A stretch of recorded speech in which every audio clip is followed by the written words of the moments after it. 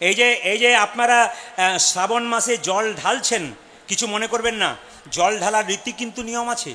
আপনি একটা ঘটি নিয়ে গিয়ে জল ঢেলে দিলেন তা নয়। পূর্ব দিকে মুখ করে জল ঢালতে নাই। শিবলিঙ্গে যখন জল ঢালবেন আপনার আগামীর তৃতীয় এবং চতুর্থ সোমবার, মাথায় রাখবেন যা করেছেন পূর্ব দিকে মুখ করে কিন্তু জল ঢালবেন না। কেন? পূর্ব দিকটা বাবার প্রবেশদ্বার, ওই জন্য পূর্ব দিকে জল ঢালতে নাই। সবচাইতে ভালো যদি উত্তর দিকে মুখ করে জল ঢালতে পারেন। সবাই লক্ষ্য করুন, বাবাকে জল ঢালতে পারেন পিতলের পাত্রে, কিন্তু মাথায় রাখবেন মায়েরা, তামার পাত্রে কিন্তু দুধ ঘি দই বাবাকে দেবেন না। তামার পাত্রে জল দিতে পারেন, কিন্তু ভুল করে যদি কেউ তামার পাত্রে বাবা শিবলিঙ্গে বা বাবার গায়ে যদি আপনারা দুধ ঘি দই দেন, তবে বিষের তুল্য হয়ে যায়। তামার মধ্যে বিষ, তামার মধ্যে যদি কেউ জল খায় তামার পাত্রে, সেটা ভালো, কিন্তু মাথায় রাখবেন তামার পাত্রে জল বাবাকে দেওয়া যায়, দুধ ঘি দই এগুলো কিন্তু কিচ্ছু দেওয়া যাবে না। সবাই লক্ষ্য করুন, যে যেখানে বসে আছেন, বাবাকে আপনারা সবচাইতে ভালো হয় যদি আপনারা মানে চাঁদির পাত্রে দিতে পারেন, মানে রূপোর পাত্রে। তা রূপো কেনার পয়সা তো সবার নেই। বাবা অল্পতেই সন্তোষ, ওই জন্য বাবার নাম আশুতোষ। যদি না পারেন একটা মাটির পাত্রে দেবেন, তাতেই বাবা খুব খুশি হয়ে যায়। সবাই লক্ষ্য, পিতলের পাত্রে জল দেবেন, তাতে বাবা খুব খুশি হয়ে যায়। পিতলের বালতি, পিতলের ঘটি দিয়ে আপনি জল দিতে পারেন। এবার বাবাকে বেলপাতা কটা দেবেন, সবাই লক্ষ্য করুন, বাবাকে বেলপাতা কটা দেবেন। যদি বেলপাতা চূর্ণ থাকে, মানে বেলপাতা আপনার এলাকায় পাওয়া যায় না, কোথাও থেকে আপনি বেলপাতা গুঁড়ি করে এনেছেন পাতা চূর্ণ, ওটাতেই বাবা সন্তুষ্ট হয়ে যায়। ছেঁড়া পাতা দিলেও বাবা সন্তুষ্ট হয়। কেন? বাবা অল্পতেই সন্তোষ, এই জন্য বাবার আরেক নাম আশুতোষ। যদি আপনার এলাকায় প্রচুর বেলপাতা থাকে, তাহলে সবচাইতে ভালো হয় 3টে বেলপাতা বাবাকে দেবেন। তার চাইতে আরও ভালো হয় বাবাকে যদি 11টা বেলপাতা দেওয়া যায়, যদি আপনার সম্ভব হয়। 11টা বেলপাতা কেন দেবেন? বাবার আরেক নাম রুদ্রদেব, তাই বাবাকে 11টা বেলপাতা দিলে বাবা খুব খুশি হয়ে যায়। বাবা শিবকে লক্ষ্য করবেন, তিনি হচ্ছেন পরম বৈষ্ণব, তাই পরম বৈষ্ণবের সেবা এই মাসে যে করতে পারে তার লাভ আছে। শুনবেন মায়েরা, পরম বৈষ্ণবের সেবা এই মাসে যে করতে পারে তার কিন্তু লাভ আছে। বাবার হাতে আছে কি? রুদ্রাক্ষের মালা, ভেতরে আছে কি? কৃষ্ণ তত্ত্ব, আর জিহ্বায় আছে কি? ভগবানের নাম। বাবা হচ্ছেন দ্বাদশ বৈষ্ণবের মধ্যে পরম বৈষ্ণব। এবার আপনাদের বলে যায়, যে যেখানে বসে আছেন একবারে মন দিয়ে শুনবেন, বাবা শিবের প্রসাদ দেখবেন অনেকে খায় না। অনেক বৈষ্ণব আছেন যারা বাবা শিবের প্রসাদ পান না। শুধু বৈষ্ণব নয়, শিব পুরাণ পড়বেন, বরাহ পুরাণ পড়বেন, নারদ পুরাণ পড়বেন। আমি প্রত্যেকটি বইয়ে রেফারেন্স দিয়ে দেবো আপনাদের সামনে, ইউটিউবের মাধ্যমে প্রচুর মানুষ শুনতে পাচ্ছে, তারা তো যাচাই করে দেখবে। শিব পুরাণ এবং নারদ পুরাণ এগুলো পরিষ্কার, বরাহ পুরাণ পরিষ্কার করে বলছে, আগ্রাহায়ম নচগ্রাহয়ম শিব নৈবেদ্যম পত্রং পুষ্পং ফলং জলং। তার মানে কি? শিবকে দেওয়া পুষ্প, ফুল, জল, প্রসাদ কোনোটাই মানুষের গ্রহণ করা চলবে না। আপনারা এতদিনে বাবা শিবের মাথায় জল ঢেলেছেন, প্রসাদ পেয়েছেন, কিন্তু শাস্ত্র বলছে, প্রদীপ পাল বলে নাই, কি বলছে? আগ্রাহয়ম নচগ্রাহয়ম, কি? শিব নৈবেদ্য, মানে শিবের প্রসাদ পাওয়া যাবে না। ফলং জলং পত্রং, কোনো জিনিস পাওয়া যাবে না। তবে হ্যাঁ, তাহলে কি আপনি শিবের প্রসাদ নেবেন না? বরাহ পুরাণ পরিষ্কার করে বলল, বিষ্ণু পুরাণ বলল, যদি ভগবানকে দেওয়ার পর সেই নৈবেদ্য শিবকে দেওয়া হয়, সেই প্রসাদ যদি গ্রহণ করেন, তবে কিন্তু আপনার লাভ আছে। খুব মন দিয়ে শুনে নেবেন। দেখুন, এই শ্রাবণ মাসটার গুরুত্ব আছে। যারা মায়েরা শিব ঠাকুরকে জল ঢালেন, আজকে পরিপূর্ণ সহকারে শুনবেন, ক্লিয়ার শুনবেন, সমস্ত কথা বুঝিয়ে দেব। আর 2টো সোমবার বাকি আছে। 2টো সোমবার আজকে হয়ে গেল, কিন্তু প্রথম আর দ্বিতীয়, তৃতীয় আর চতুর্থ সোমবার বাকি আছে। এবার এই 2টো সোমবার যাদের বাকি আছে, তারা কিভাবে জল দেবেন, জল দিতে গিয়ে ভুল করেছেন কিনা একটু আপনাদের জানিয়ে দিয়ে যাই। ইউটিউবের মাধ্যমে শুনেছেন, আগামীতে আপনারা শুনতে পাবেন। সবাইকে বলে রাখি, শ্রাবণ মাস যখন এসেছে, আপনারা শুনে রাখুন, এই শ্রাবণ মাসে শিব ঠাকুর, হ্যাঁ, এই মাসে কিন্তু কি হয়েছিল? এই মাসে সমুদ্র মন্থন হয়েছিল।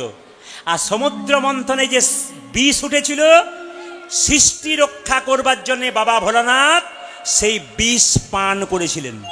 এইদিকে প্রেমী, এই বিষ পান করেছিলেন কে? বাবা ভোলানাথ।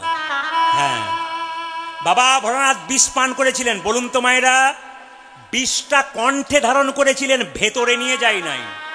এই জন্য বাবার আরেক নাম নীল কণ্ঠ। এখন আপনাদের মনে প্রশ্ন জাগে না, বাবা বিষটাকে এই পর্যন্ত নিয়ে গেলেন, ভেতরে নিয়ে গেলেন না কেন? বাবা জানেন এই জায়গাতে স্বয়ং ভগবান আছেন, বিষটা যদি নিচের দিকে নেমে যায় ভগবানের শরীরে লাগবে, তাই ভগবানকে কত শিব ভালোবাসেন, কণ্ঠে নিতাই গৌর হরি বল। সবাই মন দিয়ে শুনে নেবেন। আজকে কিন্তু গোষ্ঠলীলা এসছেন উত্তর গোষ্ঠে, মাস যেহেতু শ্রাবণ মাস, দেখবেন জগতে অনেকগুলো মাস আছে, 12টা মাস আছে না বছরে, এর মধ্যে দেখবেন 3-4টে মাস খুব গুরুত্বপূর্ণ।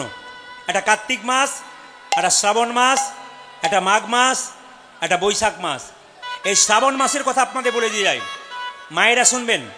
শ্রাবণ মাসে বাবা যেহেতু বিষ পান করেছিলেন, কণ্ঠে বিষটাকে রেখেছেন, দেবতারা মনে মনে ভাবলো, দেবীরা মনে মনে ভাবলো বিষের যে জ্বালা তাতে বাবা ভোলানাথ কষ্ট পাবে, তাই এই মাসে বাবাকে জল ঢেলেছিল, তারা প্রচণ্ড জল ঢেলেছিল।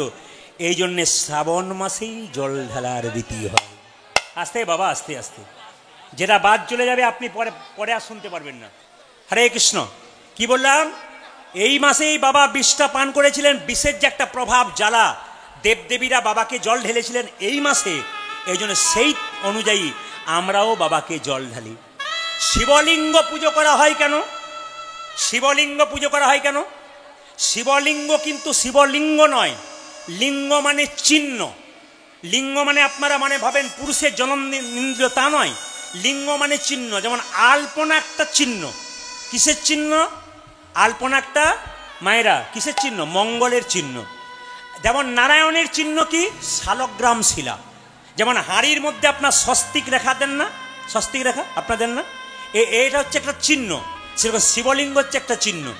সোমবার দিন বেলপাতা তুলতে নাই, আপনার সোমবার দিনের আগের দিন তুলে রাখবেন, কিন্তু সোমবার দিন বাবাকে বেলপাতা দেবেন, আগের দিন জলে ভিজিয়ে রাখবেন। সবাই লক্ষ্য করুন, বাবা শিব কিন্তু দুর্গাকে, পার্বতীকে কোলে নিয়ে বসে থাকতেন। খুব শুনবেন মন দিয়ে, বাবা ভোলানাথ পার্বতীকে কোলে নিয়ে বসে থাকতেন। তাহলে আপনারা কি ভাবছেন পার্বতীকে খুব ভালোবাসতেন? হ্যাঁ। স্ত্রীকে যে ভালোবাসে সে তো কোলে নিয়েই বসে না, এটা বাইরের কথা। পার্বতীকে কোলে নিয়ে বসে জগৎকে শিক্ষা দিলেন। বাবা দেখবেন প্রথম ভাগবতীয় কথা শুনিয়েছিলেন কাকে বলুন তো? শ্রোতাকে ছিল মা পার্বতী। মা পার্বতী বাবার মুখের কথা শুনেছিল, তার পশু পাখি শুনেছিল, সুখদেব গোস্বামী হয়েছিল রাসে, আপনারা জানতে পারবেন। তো সবাই লক্ষ্য করুন, তাহলে প্রথম শুনেছিল কে? মায়েরা, মা পার্বতী। এই জন্য পার্বতীকে কোলে রাখলো কেন? বাবা বলতে চাইছে যে ভাগবত কথা শোনে, যে হরি কথা শোনে, সে আমার কোলের মধ্যে চিরকাল বসে থাক। তার মানে আপনারা যারা, হ্যাঁ, আপনারা যারা হরি কথা শুনছেন, কৃষ্ণ কথা শুনছেন, তারা বাবার কোলেই জায়গা পাবেন, বাবা বলতে চাইছে। আর বাবা বলল ভগবানের চরণে যার জায়গা, আমার মাথায় তার জায়গা। ভগবানের চরণ থেকে কার জন্ম হয়েছে? মা গঙ্গার জন্ম হয়েছে। এই জন্য মা গঙ্গা যেহেতু ভগবানের চরণে থাকে, এই জন্য বাবা ভোলানাথ মা গঙ্গাকে মাথায় করে রেখেছেন। যারা সবুজ চুড়ি পরেছেন আর যারা সবুজ চুড়ি পরেন নাই, তাদের যুক্তি দেখাবো। দেখুন, সবুজ চুড়ি যদি কোনো মেয়ে পরছে, তা দেখে যদি আপনি পরেন, আপনার কোনো লাভ হবে না। আপনাকে জেনে পড়তে হবে যে সবুজ চুড়ি কেন পরা হয়। শাস্ত্রের বহু জায়গায় খুঁজে দেখলাম কোনো জায়গায় সবুজ চুড়ি পরার রীতি নাই। তাহলে যারা পড়েছে তারা কি ভুল করেছে? না। কেন পড়েছে একটু বলে দিই। সবুজ চুড়ির, এই যে শম্পার মা, বসুন বসুন, এই যে দেখান কি বললাম, সবুজ চুড়িটা কি এমনি পড়েছে? এটা পড়ার কারণ আছে, একটু বুঝিয়ে দিই। শ্রাবণ মাসটা বর্ষার মাস, শস্য শ্যামলা সুজলা সুফলা, প্রকৃতি সবুজ হয়ে যায়। এই মাসটা বাবার মাস, পুরাণ অনুযায়ী এই মাসে বাবার জন্ম হয়েছে। এই মাসে মা পার্বতী বাবাকে তপস্যা করেছিল। এই মাসটা খুব গুরুতত্ত্ব আছে। আবার অনেকের ধারণা যে মেয়েরা যদি ওই হাতের মধ্যে কি পরে, ওটাকে মেহেন্দি পরে, তাহলে মা পার্বতীর কৃপা পায়। পড়তে পারেন যদি আপনার মনে বিশ্বাস থাকে যে আমি এখানে একটু ওই কি বললাম যেন, হ্যাঁ, মেহেন্দি পড়লে মা পার্বতীর কৃপা পাবো, যদি বিশ্বাস থাকে আপনার, আপনি পড়তে পারেন। শাস্ত্রের কোনো জায়গায় কিন্তু এগুলো লেখা নেই। তাহলে কেন পরবেন সবুজ চুড়ি? বা সবুজ সবুজ চুড়ি নয়, এই মাসে সবুজ জিনিস পরে মায়েরা, সবুজ কাপড় পরে, সবুজ জিনিস পরে। কেন পরে? সবুজ বস্ত্র পরে। কেন পরে? না, এই মাসটা হচ্ছে শ্রাবণ মাস, বর্ষার মাস, প্রকৃতি সুন্দর সবুজ হয়েছে, এই মাসটা বাবার মাস। সবুজ হচ্ছে পবিত্রতার প্রতীক, সবুজ হচ্ছে সততার প্রতীক, এবং সবুজ হচ্ছে উদারতার প্রতীক। এই জন্যে মায়েদের মধ্যে একটা ধারণা আছে, এই সময় যদি সবুজ শাড়ি বা সবুজ চুড়ি পরি, তাহলে আমরাও প্রকৃতিকে যেমন সম্মান দিতে পারবো, বাবাকেও সেরকম নিতাই গৌর হরি বল বলে এটা আসল উদ্দেশ্য। আপনারা পড়বেন না তা নয়, যদি বিশ্বাস থাকে আপনারা পড়বেন, শাস্ত্রে কোথাও নেই, কিন্তু আপনারা পড়বেন। এইদিকে এইদিকে, আরে কি বললাম? সবুজ চুড়ির কথা যখন বললাম, যারা সবুজ চুড়ি পরছেন তারা সাবধান থাকবেন, এই কাজগুলো পড়লে সবুজ চুড়ি পরা সার্থক। কোন কাজগুলো? শ্রাবণ মাসে যারা সবুজ চুড়ি পরে বাবাকে খুশি করতে চাইছেন, এই শ্রাবণ মাসটা বাবার মাস, বৈষ্ণবের মাস।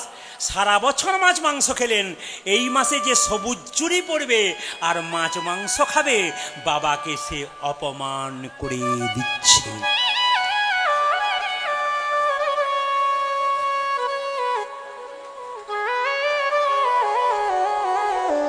যদি সবুজ চুড়ি পরতে হয় অবশ্যই পরবেন। মাসিমা বসুন, সবুজ চুড়ি পরার ইচ্ছা জেগেছে নাকি? বসুন বসুন, হ্যাঁ পরিয়ে দেবো, আমি কিনে দেবো। এই যে তাকান, কি বললাম? সবুজ চুড়ি পরেছেন, কিন্তু আপনাকে এই মাসটা নিরামিষ খেতে হবে। এক, তবে শুনে রাখুন, সবুজ চুড়ি আপনি পরুন, আসল জিনিসটাকে আগে ধরুন। কোনটা বলুন তো? বিবাহের সময় স্মৃতির সিঁদুর, হাতের শাখা, হাতের নোয়া আর লাল পলা, এই চারটাকে যদি কেউ অবজ্ঞা করে সবুজ চুড়ি পরতে যায়, তবে তার কোনো অংশেই লাভ হয় না। আগে এই জায়গাটা ঠিক রাখতে হবে। স্মৃতির সিঁদুর, হাতের শোকা, লাল পলা, নোয়া, এগুলোকে ঠিক রাখবেন, তারপর সবুজ চুড়ি পরবেন, তবে আপনার লাভ আছে। দেখুন, আমার কথা শুনে যে আপনাকে সবুজ চুড়ি পরতে হবে তা নয়, ইউটিউবে বিভিন্ন ভিডিও দেখে যে আপনাকে সবুজ চুড়ি পরতে হবে তা নয়। আপনার যদি বিশ্বাস থাকে, আপনি অবশ্যই সবুজ চুড়ি পরবেন, তবে বিশ্বাস যেন থাকে। আর যদি ভেতরে অবিশ্বাস থাকে, তাহলে সবুজ চুড়ি পরে কোনো লাভ নেই। সবুজ পড়তে পারেন, সবুজ উদারতার প্রতীক, আপনাদের কোনো অসুবিধা নেই। আপনাদের অসম্মান করা হচ্ছে না, আপনারা অবশ্যই পড়তে পারেন, কোনো অসুবিধা নেই, কিন্তু বিশ্বাসের উপর পড়বেন। বিশ্বাসে মিলায়ে বস্তু, তর্কে বহুদূর। এক একটা মাস আছে যে মাসে কিছু জিনিস খেতে নাই। কারো জানা আছে শ্রাবণ মাসে কি খেতে নাই? বাহ, খুশি, আমি এটা খুশি। আমি বলার আগে আপনারা বলে ফেললেন, তার জন্য খুশি। সবাই শুনে নেবেন, শ্রাবণ মাসে শাক, জোরে বলুন, খেতে নাই। শ্রাবণ মাসে শাক খেতে নেই। শাক, তালবা শাক আর শাক। মায়েরা, এই শাক খেতে নেই কেন? যুক্তি আছে। বলছে শ্রাবণ মাসে শাকের মধ্যে পরম ব্রহ্মা বাস করেন। পুরাণ বলছে যে শ্রাবণ মাসে শাকের মধ্যে ব্রহ্মা বাস করেন। এই জন্য যে শাক খাবে এই মাসে, তার ব্রহ্মার চরণে অপরাধ হয়ে যাবে। শুনে নেবেন যারা মন দিয়ে শুনছেন, এই মাসে শাকের মধ্যে পুরাণ বলছে স্বয়ং ব্রহ্মা বাস করে। তাই যদি এই মাসে কেউ শাক খান, তবে ব্রহ্মার চরণে অপরাধ করা হয়। 2 নম্বর কথা বলে রাখি, চিকিৎসা শাস্ত্র বলছে, যারা ডাক্তারি করছেন তারা বলছেন, কি বলছেন? যে এই মাসে যদি কেউ শাক খায়, শরীরের মধ্যে অনেক রোগ বৃদ্ধি হয়। কেন? শ্রাবণ মাসে শাক, বহু শাকের মধ্যে দেখবেন পোকা বৃদ্ধি হয়। এই পোকাওয়ালা শাক যদি কেউ খায়, তবে তার শরীরে রোগের বৃদ্ধি হয়। মহাজনরা খুব দামি দামি কথা বলে গেছেন, যেমন ভাদ্র মাসে দই খেতে নেই, কিন্তু এক একটা মাসে এক একটা নিয়ম আছে। এতগুলো খুলে বলতে গেলে সময় থাকবে না, তাই সংক্ষেপে বলে দিলাম। যেহেতু শ্রাবণ, তারপরে ভাদ্র মাসে কিন্তু আপনারা দই খাবেন না। পরবর্তীতে আপনাদের, হ্যাঁ একটা কথা বলে রাখি, আপনাদের 2-3টে প্রশ্ন আপনাদের করে দিয়ে যাই। যারা উত্তরটা জানবেন, আমি কার বাড়িতে বাসা আছি, ভদ্রলোকের নাম জানি না, কিন্তু ভদ্র মহিলা এবং ভদ্রলোক আমাকে দারুণ সেবা করেছে, যত্ন করেছে, খুব ভালো রেখেছেন। নাম কি? হরিমোহন শিকদারের বাড়িতে আছে, আমি বলে দিই। কয়েকটি প্রশ্ন আপনাদের করে দিয়ে যাব, ইউটিউবের মাধ্যমে প্রশ্নটা উত্তর বলবো না। যদি কারো খুব আগ্রহ থাকে, আপনারা বাসায় যাবেন, আমি প্রাণ খুলে আপনাদের বলবো। আমরা সবাই কৃষ্ণ মন্ত্রে দীক্ষা নিয়েছি, কিন্তু কৃষ্ণ কোন মন্ত্রে দীক্ষা নিয়েছে, এ যদি আপনারা বলতে পারেন খুব খুশি হব। যদি এখানে বলতে পারেন তো ভালো। আমরা সবাই কৃষ্ণ মন্ত্রে দীক্ষা হয়েছি, কিন্তু কৃষ্ণ মন্ত্র নিয়েছিল, তাহলে কৃষ্ণ কোন মন্ত্র নিয়েছিল? এ প্রশ্নের উত্তর এখানে দিলাম না। যদি কারো খুব আগ্রহ থাকে তাহলে কৃষ্ণমোহন বাবু, না কৃষ্ণমোহন বাবুর বাড়িতে আপনারা যাবেন, হরিমোহন বাবুর বাড়িতে, হরিকৃষ্ণ একই তো, হরিমোহন বাবুর বাড়িতে যাবেন। আমি আপনাদের দিই 2 নম্বর প্রশ্ন। কুরুক্ষেত্রের যুদ্ধে কৃষ্ণ অর্জুনকে গীতার জ্ঞান দিয়েছিল, কতক্ষণ ধরে দিয়েছিল, কি বার দিয়েছিল, কোন তিথি ছিল?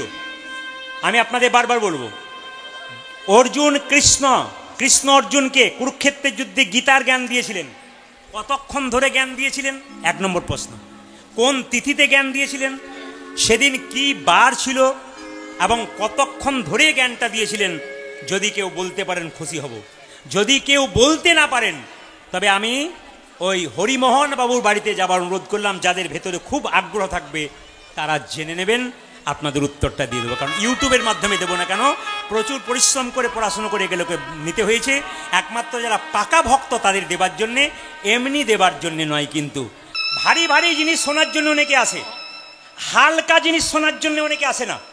ভারী কিছু শুনবেন, আপনি 3 ঘন্টা 3.5 ঘন্টা আসরে থাকবেন, আপনাকে হিসাব করতে হবে 3 ঘন্টা পর আমি যে 3 ঘন্টা বসে রইলাম আমি কি নিয়ে গেলাম। ভক্তগণ প্রশ্ন করছিলেন, কীর্তন যদি শুনতে হয় পুরুষের মুখ থেকে নয়, নারীর মুখ থেকেও শোনা যায়। কেন? মায়েরাও অনেক ভালো কীর্তন করেন, মেয়েরাও ভালো কীর্তন করে, যারা ভালো ভালো কথা আপনাদের শোনাতে পারে। শুনে নিন মায়েরা, দেখবেন শালগ্রাম শিলাকে, নারায়ণকে পুজো দিয়ে যদি আপনি শিবকে দিন, সেই নৈবেদ্য, সেই প্রসাদ গ্রহণ করা আপনার উচিত, সরাসরি শিবের প্রসাদ গ্রহণ করা যাবে না। তাহলে প্রশ্ন করবেন, যেখানে শালগ্রাম শিলা নেই, যেখানে নারায়ণ শিলা নেই, শিবের প্রসাদ আমাকে কেউ দিয়েছে, আমি কি করে অবজ্ঞা করব? আমার হাতে শিবের প্রসাদ আছে। সর্বসাধারণের জন্য বলে রাখি, শিবের প্রসাদ যে হাতের মধ্যে চলে এলো, আপনি ভগবান নারায়ণ বা কৃষ্ণকে ঠিকিয়ে জনার্দন ভগবান বলে আপনি মুখে দিলেন শিবের প্রসাদ। যদি না থাকে আপনার সামনে শালগ্রাম শিলা, আপনি শিবের প্রসাদ নিয়ে কী করলেন? জনার্দন বলে ভগবানের নাম স্মরণ করে, কৃষ্ণের নাম স্মরণ করে আপনি সেই প্রসাদ কিন্তু গ্রহণ করতে পারলেন।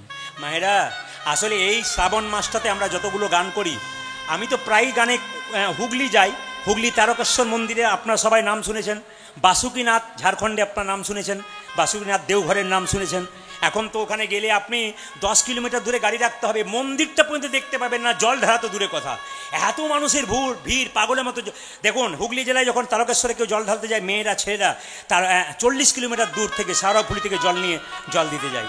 একজন ছেলেকে জিজ্ঞেস করলাম, তুই যে জল নিয়ে যাচ্ছিস, তোর বাবা বাড়িতে বেঁচে আছে? বলে হ্যাঁ। কি করে? বলে চাষবাস করে। বলে তোর বাবা যখন মাঠ থেকে গরমে আসে তখন তোর বাবার মাথায় একটু জল দিয়েছিলি? তোর মা যখন অসুস্থ ছিল তখন মাকে জল দিয়েছিলি? বলে না।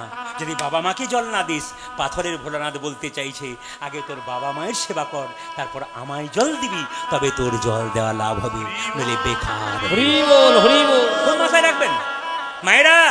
দুর্গা অষ্টমীর সময় নতুন নতুন কাপড় পরে ছেলে মেয়েদের নিয়ে পুষ্পাঞ্জলি দিচ্ছেন, আর নিজের মা বাবা, বৃদ্ধা শ্বশুর শাশুড়ি, তারা একটা জামা কাপড় পাচ্ছে না, খেতে পাচ্ছে না। মা দুর্গা যেন বলতে চাইছে, মাটির প্রতিমা পুজিস রে তুই, আগে জীবন্ত মা বাবাকে পুজো কর, তারপর আমাকে পুজো করবি, তবে তোর লাভ আছে।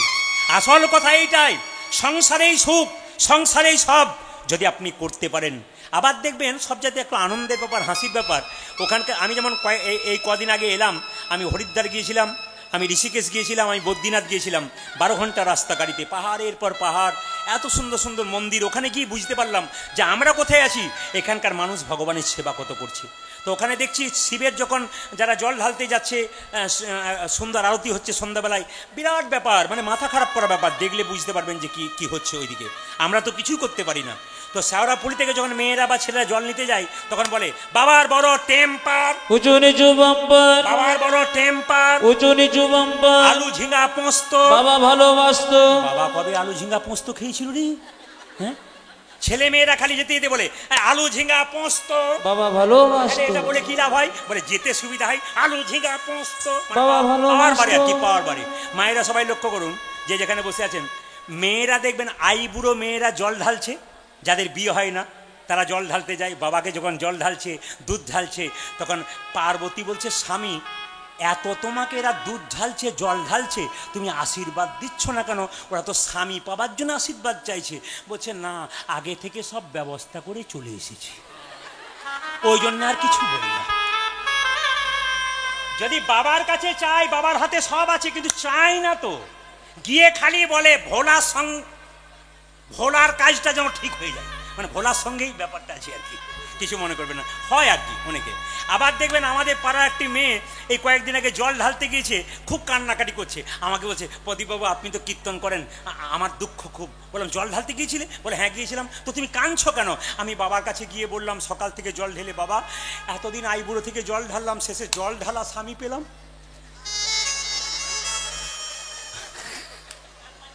আমি বললাম বাবার কাছে তুমি ইনাকে চেয়েছিলে না তুমি অন্য কাউকে চেয়েছিলে? বলে ইনাকেই তো চেয়েছিলাম। বলে জল ঢালা পাঠি পেয়ে গেছো তুমি, তুমি তো ইনাকেই চেয়েছিলে। তো বাবাকে কি বললে? বলছে গিয়ে বললাম এবারের মতো যা করেছো করেছো, পরের জন্মে যেন পাল্টে দিও। এরকম গন্ডগোল হচ্ছে কি সব জায়গায়। জেনে বলুন বাবা ভোলানাথ কি। আপনারা দেখতে পাবেন আপনাদের এখানে কীর্তন হচ্ছে মোড়াগাছাতে, এমনও ছেলে আছে কীর্তন এখানে হচ্ছে দেখবেন পুকুরের ঘাটের নিচে মোবাইল দেখাদেখি করছে। এমনও ব্যক্তি আছে এখানে কীর্তন হচ্ছে ও দিব্যি তাসের আসরে বসে আছে। এমনও ব্যক্তি আছে এখানে কীর্তন হচ্ছে ও পাঁপড় ভাজার দোকান, না ওগুলো তো চলতে হবে না, কি বলছেন, ওগুলো তো খরিদ্দার দরকার আছে না, ও ঢুকতে পারে না তো কি হবে, পাঁপড় ভাজার দোকানে বসে আছে। সকল কাজেরও পাই হে সময়, তোমারে ডাকিতে পায় না, আমি দ্বারা সুত সুখ সম্মেলন, তব সঙ্গ সুখ পায় না। তার মানে কি মায়েরা, একজন পুরুষ সকাল থেকে সন্ধে পর্যন্ত কাজে যায়, তার উচিত কি সন্ধ্যাবেলায় এসে কাপড় নতুন বস্ত্র পরে পরিচ্ছন্ন বস্ত্র পরে ভগবানের মন্দিরে 5 মিনিট বসা, স্বামী স্ত্রীতে একসঙ্গে। মায়েরা স্বামী স্ত্রীতে কোনোদিন ঝগড়া হবে না একটা জিনিস যদি একসঙ্গে দুটো জিনিস যদি করেন। এইদিকে এইদিকে স্বামী স্ত্রীতে প্রেম, স্বামী স্ত্রীতে কোনোদিন ঝগড়া হবে না যদি দুটো জিনিস আপনারা একসঙ্গে করতে পারেন। কি কি বলুন তো? একটা ভোজন আর একটা ভজন, একটা ভোজন একটা ভজন। স্বামী যদি বেলা 3টের সময় আসে তাকে দিয়ে যদি খান তবে ভোজন, আর সন্ধ্যাবেলাতে স্বামী স্ত্রী একসঙ্গে বসে গোবিন্দের মন্দিরে বসে একটু ভগবানের নাম করেন, এর নাম ভজন।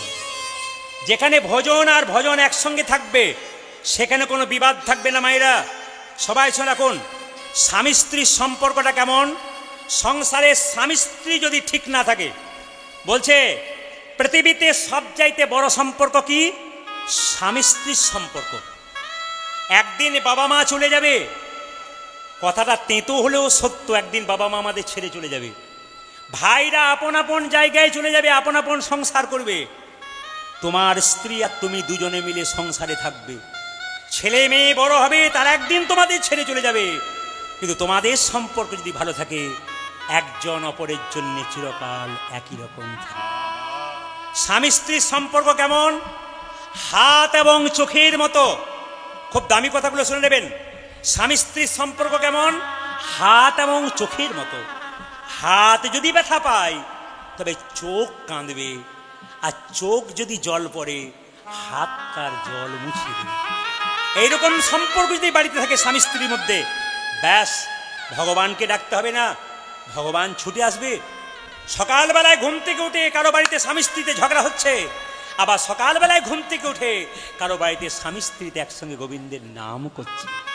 যার বাড়িতে সকালবেলায় উঠে ঝগড়া শুরু হয় ওটা তো ভাগার, ভাগারে কৃষ্ণ নাম হয় না। যার বাড়িতে সকালবেলায় ঘুম থেকে উঠে স্বামী স্ত্রী ছেলে মেয়ে একটু ভগবানের নাম করতে পারে, ওটাই তো আসল আশ্রম, ওইখানেই থাকার জায়গা। এই গোষ্ঠে যদি ঠিক থাকতে পারেন, সংসার গোষ্ঠে গোবিন্দকে ডাকতে হবে না, গোবিন্দ আপনা আপনি আপনার কাছে আসবে। শুনে নিন মায়েরা, স্বামী স্ত্রীর সম্পর্কটা একটু বলে দিই। স্বামী যদি ভুল করে স্ত্রী তার পেছনে লেগেই থাকে, তবে বলে রাখি স্বামীকে দাঁত, স্ত্রীকে জিভ। এই দিয়ে দেখান, স্বামীকে দাঁত, স্ত্রীকে জিভ। দাঁত যদি না থাকে জীবের শোভা কিন্তু পায় না। যে বয়স্ক মায়েদের দাঁত ভেঙে গেছে, ওরা যখন হাসে ওদের জিভটা দেখে বাচ্চা ছেলে খুব হাসাহাসি করে, ঠাকুরমার জিভটা কেমন লক লক করছে দেখো। আসলে তা নয়, দাঁতের শোভা না থাকলে জীবের কোনো দাম নাই। দাঁত যদি দেখুন, জিভ আঘাত পাবে না, প্রথমে দাঁত আঘাত পাবে। কাউকে কেউ যদি মারে প্রথমে দাঁত আঘাত পায়, জিভকে আঘাত দিতে দেয় না। কেন? জীব সবসময় পেছনে থাকবে। স্বামী স্ত্রীর সম্পর্ক এরকম, স্ত্রী যদি স্বামীর চাইতে ওপরে এগিয়ে যায় তবে তার কোনো দাম নাই। সবসময় দাঁতের পেছনেই থাকতে হবে, তবে আপনার মান রক্ষা হবে। এই কথাগুলো শুনলে, কিছুক্ষণ শুনলেন, ঘরে গিয়ে ভুলে গেলেন, তা বললে হবে না। কথাগুলো নিতে হবে, ইউটিউবের মাধ্যমে শুনতে পাবেন আপনারা এই দামি দামি কথাগুলো। মায়েরা শুনে রাখুন, জীব যদি বেশি লকলক করে দাঁত মাঝে মাঝে চাপা দিয়ে দেয় কিন্তু। কেন? জীব যদি বেরিয়ে বারবার লক লক লক লক করে, স্বামী স্ত্রীতে মাঝে মাঝে স্ত্রী যদি একটু এগিয়ে যায়, স্বামী একটু মাঝে মাঝে ঠোকাঠুকি, আপনাদের এখানে কেউ করে না, সেরকম সাহস কারো নাই, নাকি বলছেন? আমাদের দিকে দু এক জায়গায় হয়। আচ্ছা, দাঁতের মধ্যে কোনো যদি কিছু লেগে যায়, খাবার টাবার, খাবারের কুচি টুচি লেগে যায়, জীব কি করে? যতক্ষণ না বের করবে ততক্ষণ ছাড়বে না। স্বামীর যদি কোনো দোষ দেখে, স্ত্রী খুঁচে খুঁচে খুঁচে খুঁচে ওর দোষটাকে নষ্ট করবে, তবে ছাড়বে। একটু দামি কথা, কিন্তু খুব মিল আছে কথাগুলোর সঙ্গে। আপনারা মিলিয়ে দেখবেন কথাগুলোর সঙ্গে কত। এই সংসার গোষ্ঠী এসছেন, আপনার উত্তর গোষ্ঠ লীলা শুনছেন, এখানে এসে কি কর্তব্য করা, এগুলো আমাদের জানতে হবে। দেখুন, বলছে কত যে করি বৃথা পর্যটন তোমার কাছে যায় না। এ পাড়ায় ও পাড়ায় বসে থাকবে, পাশে মন্দির, তবু মন্দিরে একবার যাবে না। কত কি যে খায় ভস্ম আর ছাই, মাছ মাংস ডিম, হ্যাঁ, মশলাযুক্ত খাবার খেয়ে আমাদের এই জায়গাটাকে নোংরা করে দিয়েছি। ভগবান যাতে না আসতে পারে এত নোংরা করে দিয়েছি। কত কিছু খাচ্ছি, একবার ভগবানের চরণামৃত পাচ্ছি না। ভাইয়েরা যারা কীর্তন শুনছেন, বাবারা যারা শুনছেন, ভগবানের মন্দিরে যাবেন, বৈষ্ণবকে বলবেন একটু চরণামৃত দিন। কেন? ভগবানের চরণামৃত কেউ যদি পান করে, শাস্ত্র বলছে পান ফেলে, শাস্ত্রে বলছে পান করার সময় কি বলতে হবে? অকাল মৃত্যু হরণম সর্ব ব্যাধি বিনাশনম। তার মানে কি মায়েরা? শাস্ত্র বলেছে, আমি বলি নাই। যদি কেউ বারবার ভগবানের চরণামৃত পান করতে পারে, অকালে মৃত্যু হরণ হয়ে যাবে। কত সুন্দর শিক্ষা আছে দেখুন। আমি বলি না, শাস্ত্র বলছে অকাল মৃত্যু হরণম, আর কি? সর্ব ব্যাধি বিনাশনম। আপনার ভেতরে যে ব্যাধি আছে, সেই ব্যাধি দূর হবে যদি ভগবানের চরণামৃত পান করা যায়। তাহলে এত কিছু খাচ্ছেন, সপ্তাহে একদিন অন্তত ভগবানের চরণামৃত আপনারা পান করুন। কি সুন্দর কথা বলেছে।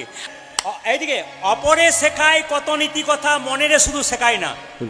গুরু মিলে লাখে লাখে, শিষ্য মিলে, জোরে বলুন, জোরে বলুন, গুরু মিলে লাখে লাখে, শিষ্য মিলে, জোরে বলুন, হ্যাঁ, উপদেশ দিতে পারে সবাই, নিতে পারে কজন? আমরা মুখে বড় বড় কথা বলি, কিন্তু ব্যবহার করতে পারি না। একটু শুনবেন, অনুকূল ঠাকুর বলেছেন, শিক্ষা মুখে আছে কিন্তু ব্যবহারে নাই, এই শিক্ষার মুখে মারো ছাই। লোককে বড় বড় কথা বলবো, আর আমি যদি না মানি, তাহলে আমার কি দাম রইল? আগে আমি বলবার আগে আমাকে মানতে হবে। একটু প্রমাণ দেখুন, এই গানটাতে বললো অপরে শেখাই কত নীতি কথা, মনে শেখায় না, লোককে শেখায়, নিজে শিখতে পারলাম না। একটা প্রমাণ দিয়ে দিই আপনাদের। আপনাদের এখানে কেউ ভাগবত পাঠ করে? আপনাদের গ্রামে পাশাপাশি কেউ করতে পারে? আমাদের এলাকাতে একজন ভাগবত পাঠ করে, কিছু মনে করবেন না। তো ও ভাগবত পাঠে খুব নাম আছে, বিভিন্ন জায়গা যায় ভাগবত পাঠ করতে। একদিন গ্রামের জমিদার বলল, এই যে এই যে এই যে ভানুবাবু, মানে ভদ্রনাম ভানুবাবু, এই আজকে আমার বাড়িতে ভাগবত পাঠ হবে।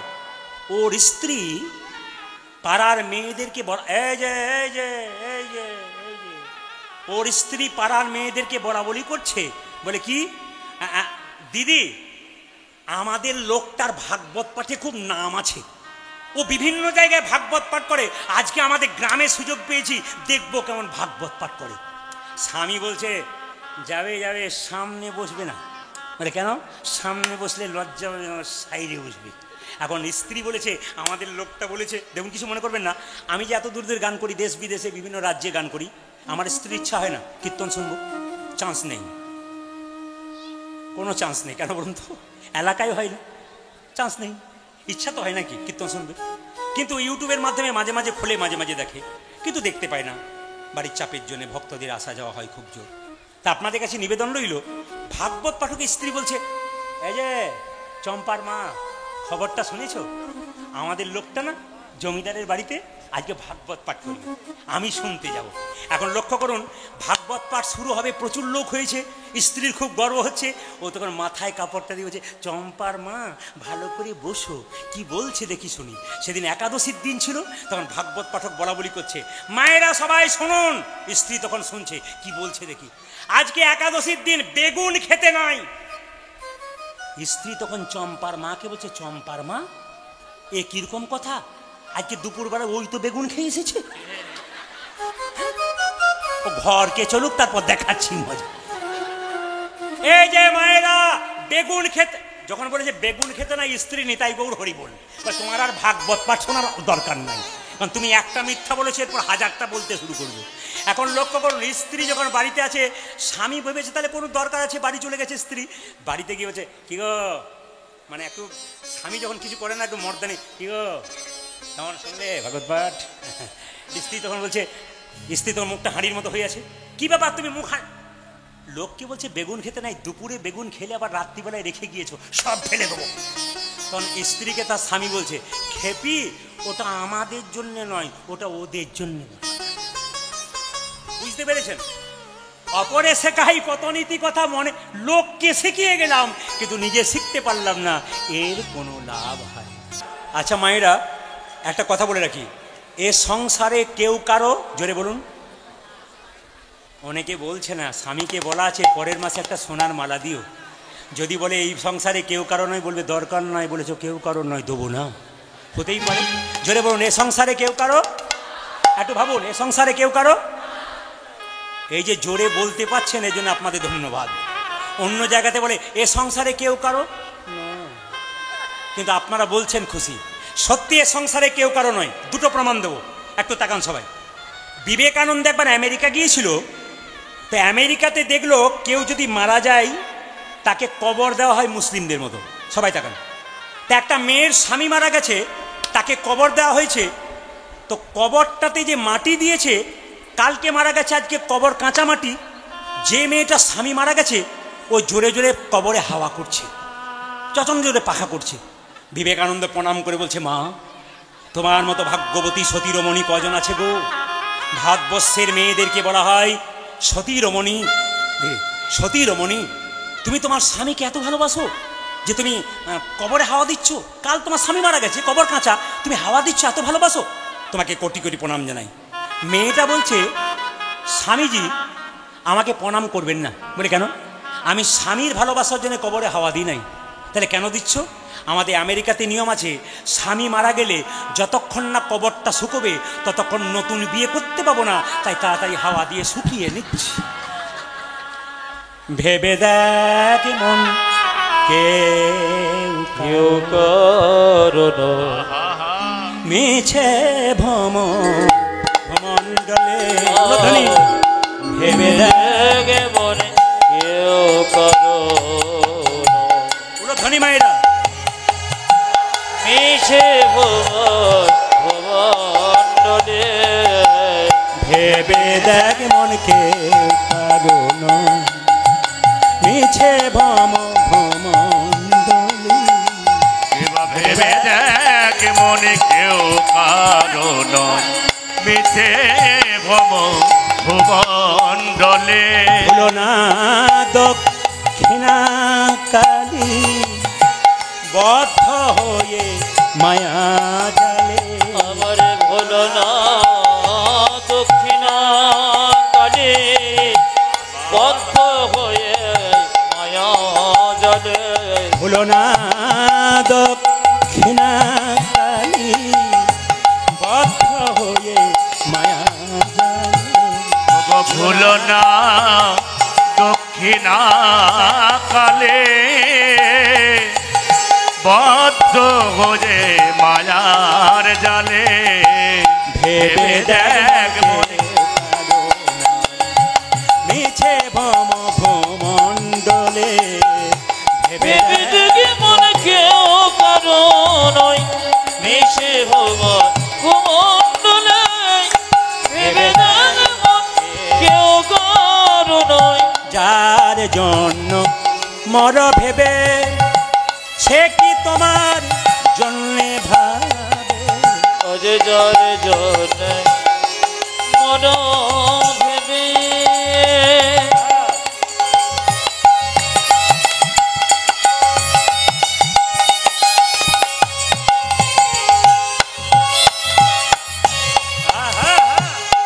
ওরে পাগল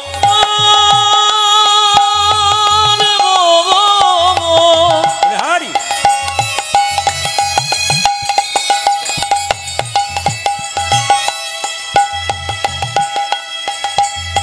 মন মন রে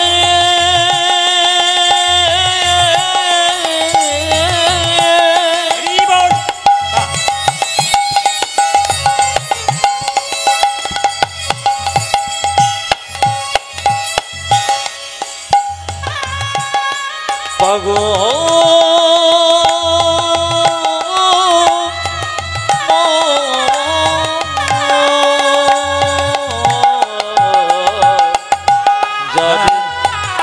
তুমি যার জন্য মর ভেবে সে কি তোমার সঙ্গে যাবে? যার জন্য মর ভেবে সে কি তোমার সঙ্গে যাবে? যার জন্য মর ভেবে সে কি তোমার সঙ্গে যাবে? সেই প্রেয়সী দেবে ছড়া অমঙ্গল হবে বলে ভেবে দেখে মন কেউ তাই গুণ হরিবল, হরিবল। মিশে ভবন মন্ডলে একবার ভেবে দেখ মনে কেউ কারণ মিছে ভব ভুবণ্ডলে। ভেবে দেখে মন কেউ কারো নয় মিশে ভবন মন্ডলে ভেবে দেখে মন মায়েরা, কেউ কারো সবাই শুনবেন। নয়। আপনাদের আসরে কিন্তু একটা জিনিস দেখলাম যেটা না বললে উপায় নেই। আপনাদের আসরে শ্রোতা দেখলাম। বহু ভক্ত এখানে আমার এসেছেন যারা আমার গান ৩-৪ আসর শুনেছেন। আমি দিকনগরে এসেছিলাম, প্রায় ৩৫ থেকে ৪০ হাজার মানুষ। বিরাট ফুটবল গ্রাউন্ড, জায়গা পায় না, প্রচুর মানুষ বাইরে চলে গেছে, জায়গা পায় না। আমি আসাম, কোচবিহার, জলপাইগুড়ি যাই ২০-২৫ হাজার মানুষ। তাহলে প্রশ্ন করবেন এইটুকু আসরে আপনি কীর্তন গান গাইলেন, আপনি শ্রোতা দেখলেন বললেন কেন? হ্যাঁ, শ্রোতা দেখলাম। আপনাদের এখানে শ্রোতা দেখলাম ৩ রকম। একটি শ্রোতা যারা মন দিয়ে কীর্তন শুনছে, আমার বাবাকে দেখছি, পেছনে অনেক বাবারা রয়েছেন, যারা ভাইয়েরা রয়েছেন, যারা হাঁ করে শুনছেন কীর্তন, অনেকে গরমে কষ্ট পাচ্ছেন এর মধ্যে শুনছেন, এরা শ্রোতা, মন দিয়ে শুনছে। কেউ দাঁড়িয়ে আছে শুনছে, এরা শ্রোতা। একটা সরতা, সরতা মানে কি? এই যে ২-১০ জন এসেছিল, প্রদীপ পালকে ইউটিউবে দেখেছি, চল একবার দেখে আসি। ও তো গেল ৪ জনকে সঙ্গে করে নিয়ে গেল, এরা হলো সরতা। আর একটা সৌতা। সৌতা কারা? আপনাদের আসলে দেখেছি, বিহনে আসিয়া মিলব। তবে তবে মায়েদের একটা সুবিধা আছে, অন্যদের সুবিধা নাই। বাবাদের যদি ঘুম আসে সুবিধা নাই, মায়েদের সুবিধা আছে। যে জীবনে মাথা কাপড় নাই নাই, সে দেখবেন ঘুম এলেই দেখবেন বিহনে আসিয়া মিলব। পাশের মেয়েটা বলছে, দিদি তুমি ঘুমোচ্ছ? বলে ধ্যান করে করে শুনছি, ঘুমাই নাই। বলে এমন ধ্যান করো না যে লম্বা হয়ে শুয়ে পড়বে, তখন তুলে নিয়ে যেতে হবে। এই যে মায়েরা, হ্যাঁ একটা সুন্দর কথা বলে রাখি, শ্রোতা, সরতা আর সৌতা। আমাকে আপনারা ইউটিউবে দেখতে পাচ্ছেন 5 থেকে 7 বছর। তার আগে আমি কি ছিলাম না? ছিলাম। আমি 20 বছর ধরে আছি। কোথায় আছি? প্রথম কীর্তন ঝাড়খণ্ডে, বিহারে, তারপরে মুর্শিদাবাদ, নদিয়া, এগুলোতে আমি এসেছি, সংক্ষিপ্ত এসেছি। কিন্তু ঝাড়খণ্ডে প্রচুর গান গাইতাম, বীরভূম, পুরুলিয়া, বাঁকুড়া প্রচুর গান গাইতাম। তখন মানুষ বাড়িতে বায়না করতে যেত, ফোনের ব্যবস্থা ছিল না, বহুদিন আগে কথা বলছি। সে ফোন আবার দোকানে যেতে হতো, তারপর সে নাম্বার থেকে কল করে কথা বলতে হতো, এরকম ব্যাপার হতো। তা আপনাদেরকে একটু বলে রাখি, তো বিহারে, ঝাড়খণ্ডে এক জায়গাতে রামনবমীর দিনে আমি প্রতি বছর গান করতে যাই। এখন 4 বছর ধরে আমি যাইনি। ওদেরকে বলেছি, ভাই আর আমার 4 দিন দেওয়ার সময় নাই, প্রচুর চাপ আছে, আমি 1 দিন করে সময় দেবো। ওরা বলে 1 দিন নিতে পারবো না দাদা, 4 দিন দিতে হবে। এই জন্য আমি জবাব দিয়েছি। পরপর 7 বছর গিয়েছিলাম, কীর্তন করেই 3 রাত্রি এবং 1 দিন কুঞ্জবর্ণ। 3 রাত্রি কীর্তন হয়, 1 দিন কুঞ্জ, 24 পর্ব হয়। একজনই গাইবে, কিন্তু সন্ধ্যে 7টা থেকে 10টা পর্যন্ত গাইবে, সারাদিন হরিনাম চলবে, তারপর দিন কুঞ্জবর্ণন হয়ে যাবে, বাস লীলা শেষ হয়ে যাবে। এটা 24 পর্ব হয়। তো সবাই লক্ষ্য করুন, কীর্তন শুরু করবার আগে আমাকে কমিটি ছেলেরা বলল, প্রদীপবাবু এবছর বিকেল 4টা থেকে 7টা পর্যন্ত একজন 80 বছরের লোক রামায়ণ পাঠ করবে, দেখবেন কীরকম জ্ঞানের কথা বলে। আমি বললাম, দেখিয়া না দেখিবে ছাই উড়াইয়া দেখো তাই, পাইলেও পাইতে পারো অমূল্য রতন। মনে মনে ভাবলাম ওনার 80 বছর বয়স, তখন আমি আরও ছোট, তো মনে মনে ভাবলাম একটু বসে শুনবো যদি কিছু পাই। তো মায়েরা 80 বছরের লোকটা 4টা থেকে 7টা কী করছে? রামায়ণ পাঠ করছে। এখানে যদি 4টা থেকে 7টা কীর্তন রামায়ণ হয় আর 7টা থেকে 10টা কীর্তন হয়, তো বলুন তো বিকেল দিকে শাশুড়িরা আসে না বৌমারা আসে? জোরে বলুন, কারা আসবে বিকাল থেকে, শাশুড়ি না বৌমা? জোরে বলুন। বৌমাগুলো বলছে শাশুড়িরা। কেন বলুন তো? শাশুড়িরা যত ঘরে ঘরে বসে বসে ঘরে ঘরে বলছে, খালি ঘরে ঘরে এখানে আপনাদের দিকে নেয়, আমাদের দিকে আছে। এই শাশুড়ি যতক্ষণ ঘরে থাকবে বউয়ের খুব গন্ডগোল হয়, তো বলছে যান রামায়ণ পাঠ শুনে আসুন। এখন শাশুড়ির উপায় নাই, একজন নাতনিকে নিয়ে আঙ্গুলে ধরে রামায়ণ পাঠ শুনতে এলো। এখন রামায়ণ শুরু হলো, শাশুড়ি মা পা লম্বা করলো, রামায়ণ শেষ হলো, শাশুড়ি মা গা লম্বা করলো, আমার কীর্তন শুরু হলো, শাশুড়ি মা নাক ডাকতে শুরু করলো। নাক ডাকার পার্টি আজ নাই, ওই জন্য কারো ক্ষমতা নাই। সবাই লক্ষ্য করুন, নাক ডাকতে শুরু করলো শাশুড়ি মা। এখন যেই না নাক ডাকতে শুরু করেছে, কীর্তন শেষ হয়ে গেছে, সবাই উঠে চলে যাচ্ছে। তখন বুড়িমা বলছে, নাতনি বলছে ঠাকুমা ওঠো। তখন ঠাকুমা বলছে আরম্ভ হইল, বলে আবার কাল হবে চলো। 3 দিন কীর্তন হয়ে গেল। কুঞ্জ বর্ণনা দিন এসে আমাকে বলছে, বাবা প্রদীপ তোর কীর্তনে কি মজা রে। বলে কেন? তোর কীর্তনে কি মধু আছে। বললাম বুড়িমা তুমি তো ঘুমোচ্ছিলে। বলে ওইটা বলার জন্য তো এলাম। বলে কেন? বাড়িতে আমার 3টে করে ফ্যান থাকে, 2টো করে ঘুমের ট্যাবলেট থাকে, ঘুমই আসে না। আর তোর কীর্তনে কি ঘুম রে, ঘুম ঘুম তোর কীর্তন। এখন খুব যেই না বলছে ঘুম এসেছে, আমার যাক তোমার তো লাভ হয়েছে। শেষে আমার কাছ থেকে গিয়ে সে রামায়ণ পাঠকে কাছে গিয়ে বলছে, বাবা তোর রামায়ণের বলিহারি যাই, দারুণ রামায়ণ পাঠ। তখন বুড়ো বলছে দারুণ লেগেছে। বলে হ্যাঁ দারুণ লেগেছে। আচ্ছা 3 দিন ধরে রামায়ণ পাঠ শুনে কি বুঝলে? তখন বুড়িমা বলছে সবই শুনলাম বাবা, 3 দিন রামায়ণ, একটা জিনিস মাথায় ঢোকে নাই। বলে কি? রাম রাক্ষস না রাবণ রাক্ষস? এখন রামায়ণ পাঠক রেগে বলছে রামও রাক্ষস নয়, রাবণও রাক্ষস নয়, রাক্ষস আমি যে তোমাকে বোঝাতেই পারলাম না। যদি বুঝতে না পারেন তাহলে বলবেন প্রদীপ পাল রাক্ষস এসেছিল। যেরকম রাধা রানী কি, শ্যাম সুন্দর কি, মদন মোহন কি। মায়েরা ভগবানের মাথায় কোন পাখির পালক? জোরে বলুন। আচ্ছা ময়ূরের পালক ভগবান নিল কেন? সবাই লক্ষ্য করুন, কেন নিল ময়ূরের পালক ভগবান মাথায়? একটু ত্রেতা যুগে রামচন্দ্র কত বছরের জন্য বনবাসে গিয়েছিলেন? জোরে বলুন। 14 বছর। আচ্ছা রাবণ সীতাকে হরণ করে নিয়ে গেল, সেই সময় একটা পাখি বাধা দিয়েছিল, পাখিটার নাম কি? জটায়ু। জটায়ুর ডানা কাটলো কে? রাবণ। যখন জটায়ু ছটফট করছে, রামচন্দ্র বলল হ্যাঁ রে জটায়ু তোর ডানা কাটলো কে? বলে রাবণ। আমি মাকে বাঁচানোর চেষ্টা করলাম কিন্তু পারলাম না। বলো জটায়ু তোমার এই ডানা কেটেছে, তুমি তার বাঁচবে না, তোমার শেষ ইচ্ছা কি? জটায়ু পাখিটা কেঁদে কেঁদে বলল প্রভু আমার শেষ ইচ্ছা এটাই, জন্ম জন্মান্তর ধরে যেন তোমার সঙ্গ ছাড়া না হই। এটা পাখি পর্যন্ত বলছে। হ্যাঁ লক্ষ্য করুন, এটা মানুষ হয়ে যা পারলাম না, একটা পাখি বলছে জন্ম জন্মান্তর হলে তোমার জন্য সঙ্গ লাভ করতে হবে। ভগবান রামচন্দ্র বলল ওরে জটায়ু এ যুগে তো হলো না, আগামী দাপরে আমি হব কৃষ্ণ, তুমি হবে ময়ূর পাখি, তোমার পালক আমি মাথায় নেব। মায়েরা ময়ূরের পালক ভগবান মাথায় নিয়েছে। একটু বলুন তো ময়ূরের পালকটা ডান দিকে হেলে না বাম দিকে হেলে? জোরে বলুন। কোন দিকে থাকে না সোজা থাকে? জোরে বলুন। বাম দিকে হেলে। আচ্ছা বাম দিকে হেললো কেন?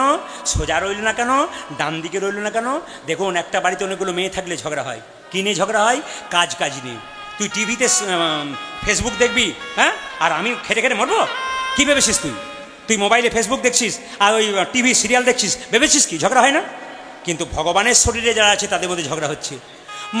ময়ূর পুচ্ছ ময়ূরের পালক পায়ের নুপুরকে বলো নুপুর, তুই হলি ছোট লোক, তুই গোবিন্দের চরণে থাকিস, আমি হলাম বড় লোক, আমি গোবিন্দের মাথায় থাকি।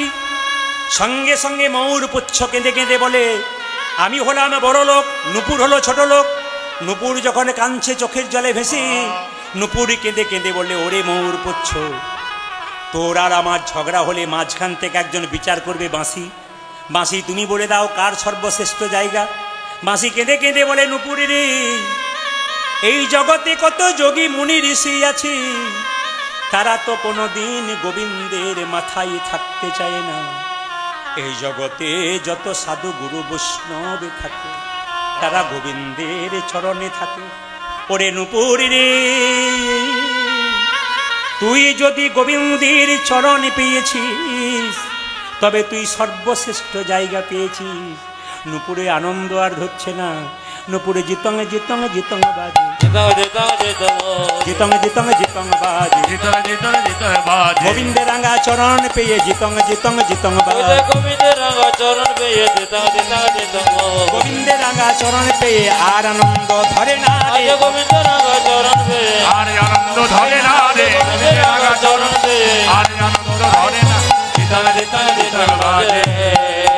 মায়েরা ময়ূর পুচ্ছ কেঁদে কেঁদে বলে, নুপুর রে, তুই তো প্রতিদিন গোবিন্দের চরণের ধুলো মাখিস, আমি তো গোবিন্দের চরণের ধুলো মাখতে পাই না। গোবিন্দ যখন গোচরণ থেকে আসিবে আমি বাম দিকে হেলে থাকবো। আর নুপুর তুই কি করবি জানিস? তুই দিবি দিবি ধুলা উড়াইয়ে দিবি ওরে নিতাই। নুপুরে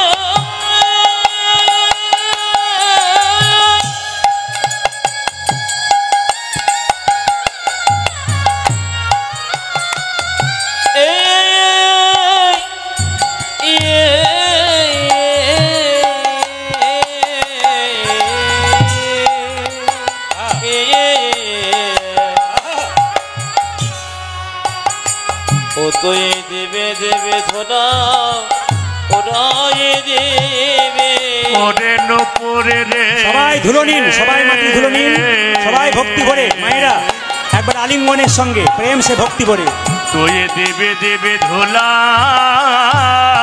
আরে ধুলা ধুলা যে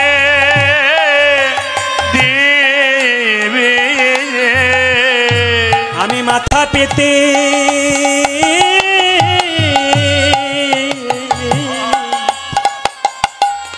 আমি মাথা পেতে ধারণ করব দিবি দিবি ধুলা উড়াইয়ে নিতাই গৌর হরি। বেদে আদর করব তুই দিবি দিবি ধুলা উড়াইয়ে দিবি। আমি মাথা পেতে ধারণ করব, দেবে দেবে ধরা ওরাই আমি মাথা পেতে ধারণ করব, দেবে দেবে ধরা ওরাই দেবে দিবি দিবি ধুলা উড়াইয়ে দিবি। মায়েরা আপনি ঘর সংসার ত্যাগ করে রেল স্টেশনে গিয়ে দাঁড়ালেন, বৃন্দাবনে যাব। মাঝ রাস্তায় মনে পড়ে গেল মেয়েটার বিয়ে হয় না, ছেলেটার চাকরি হয় নাই। এরকম পিছু চিন্তা থাকলে ভগবানকে পাবেন না। কে পেয়েছিল? জনক ঋষি রাজা, যিনি পূর্ণত্যাগী ছিলেন, তিনি ছিলেন তিনি পূর্ণত্যাগী ছিলেন তিনি। ছিলেন তিনি হ্যাঁ, কোনদিন সংসার ত্যাগ করেন নাই, সংসারী ত্যাগী করেন না। সোনার পুরীতে বসে থাকতো, মনকে সে যে গোলকে রাখতো। এই রকম যদি ত্যাগী হওয়া যায় ভগবান কৃষ্ণের চরণে পাওয়া যায়। একটু তত্ত্বগুলো বুঝিয়ে দিই, মানে এইটুকু সময়ের মধ্যে কিছু তো হয় না। ওনারা যখন সুযোগ দিয়েছেন সময়ের বাইরে এসে আমি কিছু বুঝিয়ে দিই। মায়েরা ঘর সংসার ত্যাগ করে জনক রাজা, এত বড় রাজা কিন্তু ঋষি হয়েছিলেন কেন? গাড়ি বাড়ি টাকা পয়সা সব ছিল। জনক রাজা সোনার বাড়িতে বাস করত। মায়েরা আপনাদের দু ভরি সোনা হয়ে গেলে কত অহংকার হয়ে যায়। আর জনক রাজা যে বাড়িতে বাস করতো না, গোটা বাড়িটা সোনা দিয়ে মোড়া, কিন্তু মন রাখতো গোবিন্দের চরণে। আপনার গাড়ি থাকবে, বাড়ি থাকবে, টাকা থাকবে, সব থাকবে, মন থাকবে গোবিন্দের জন্যে। আপনি যা কিছু করছেন আপনার জন্য করছেন না, পরবর্তী প্রজন্মের জন্য করছেন। আপনি নিয়ে যাবেন না, এত টেনশন করার দরকার নাই। গোবিন্দ চরণ স্মরণ করে করুন, গোবিন্দ কৃপা করে রক্ষা করবে। পাকালা মাছ পাকে থাকে, তুলে দেখো পাকালা মাছকে, বড় হয়েছে সে পাক খেয়ে, কিন্তু পাকালা মাছের গায়ে কোনো পাকের দাগ লাগে নাই। কোনো পাকের দাগ লাগে না। মায়েরা একটা পুকুরের মধ্যে প্রচুর পাক থাকে, 5 কেজি 10 কেজি পাকাল মাছ থাকে। মাছটাকে তুলে দেখুন পাক খেয়ে বড় হলো, শরীরে কোনো পাকের দাগ নেই। এ সংসারে যারা ভক্ত পাকাল মাছ, দুঃখের ছাপ তাদের থাকবে না, সংসার দুঃখে থাকবে কিন্তু আনন্দময় থাকবে, এরাই হচ্ছে পাকাল মাছ। আজকে যে হরি কথা শুনছেন, এই দুঃখ তো সংসারটা এক নাম দুঃখালয়, সুখালয় নয়। এই সংসারে শুধু দুঃখই পাবেন। সুতরাং আপনারা এখানে এসে যতক্ষণ আনন্দে থাকবেন এটাই আপনাদের লাভ। আবার কি বললেন? পদ্ম পাতা জলে ভাসে, যখনই বর্ষা আসে বর্ষার জল লাগে পদ্ম পাতার গায়ে, তুলে দেখো পাতাখানা, পদ্মের গায়ে দাগ লাগে না। এরকম যদি ত্যাগী হওয়া যায় ভগবান শ্রীকৃষ্ণের চরণে পাওয়া যায়। পদ্ম পাতা জলে ভাসে, যখনই বর্ষা আসে বর্ষার জল লাগে পদ্ম পাতার গায়ে। তুলে দেখো পাতাখানা, পদ্মের গায়ে দাগ লাগে না। এই রকম যদি ত্যাগী হওয়া যায়, ভগবান শ্রীকৃষ্ণের চরণে পাওয়া যায়। পদ্ম পাতা জলের মধ্যে ভাসে, কত বর্ষার জল ফটাফল পদ্ম পাতার উপরে পড়ে, কিন্তু পদ্মের গায়ে কি কোনদিন দাগ হয়? আপনারা যারা ভক্ত পদ্ম পাতা, যতই দুঃখ শরীরে আসুক আপনাদের শরীরে দুঃখ লাগবে না। কেন? যদি আনন্দময়ের নাম করতে পারেন। নিতাই গৌর হরি। এই জন্য মায়েরা, আপনারা সবাই মিলে হাতগুলো ওপরে করে রামকৃষ্ণদেব একটা কথা শুনবেন। রামকৃষ্ণদেব কি বলেন?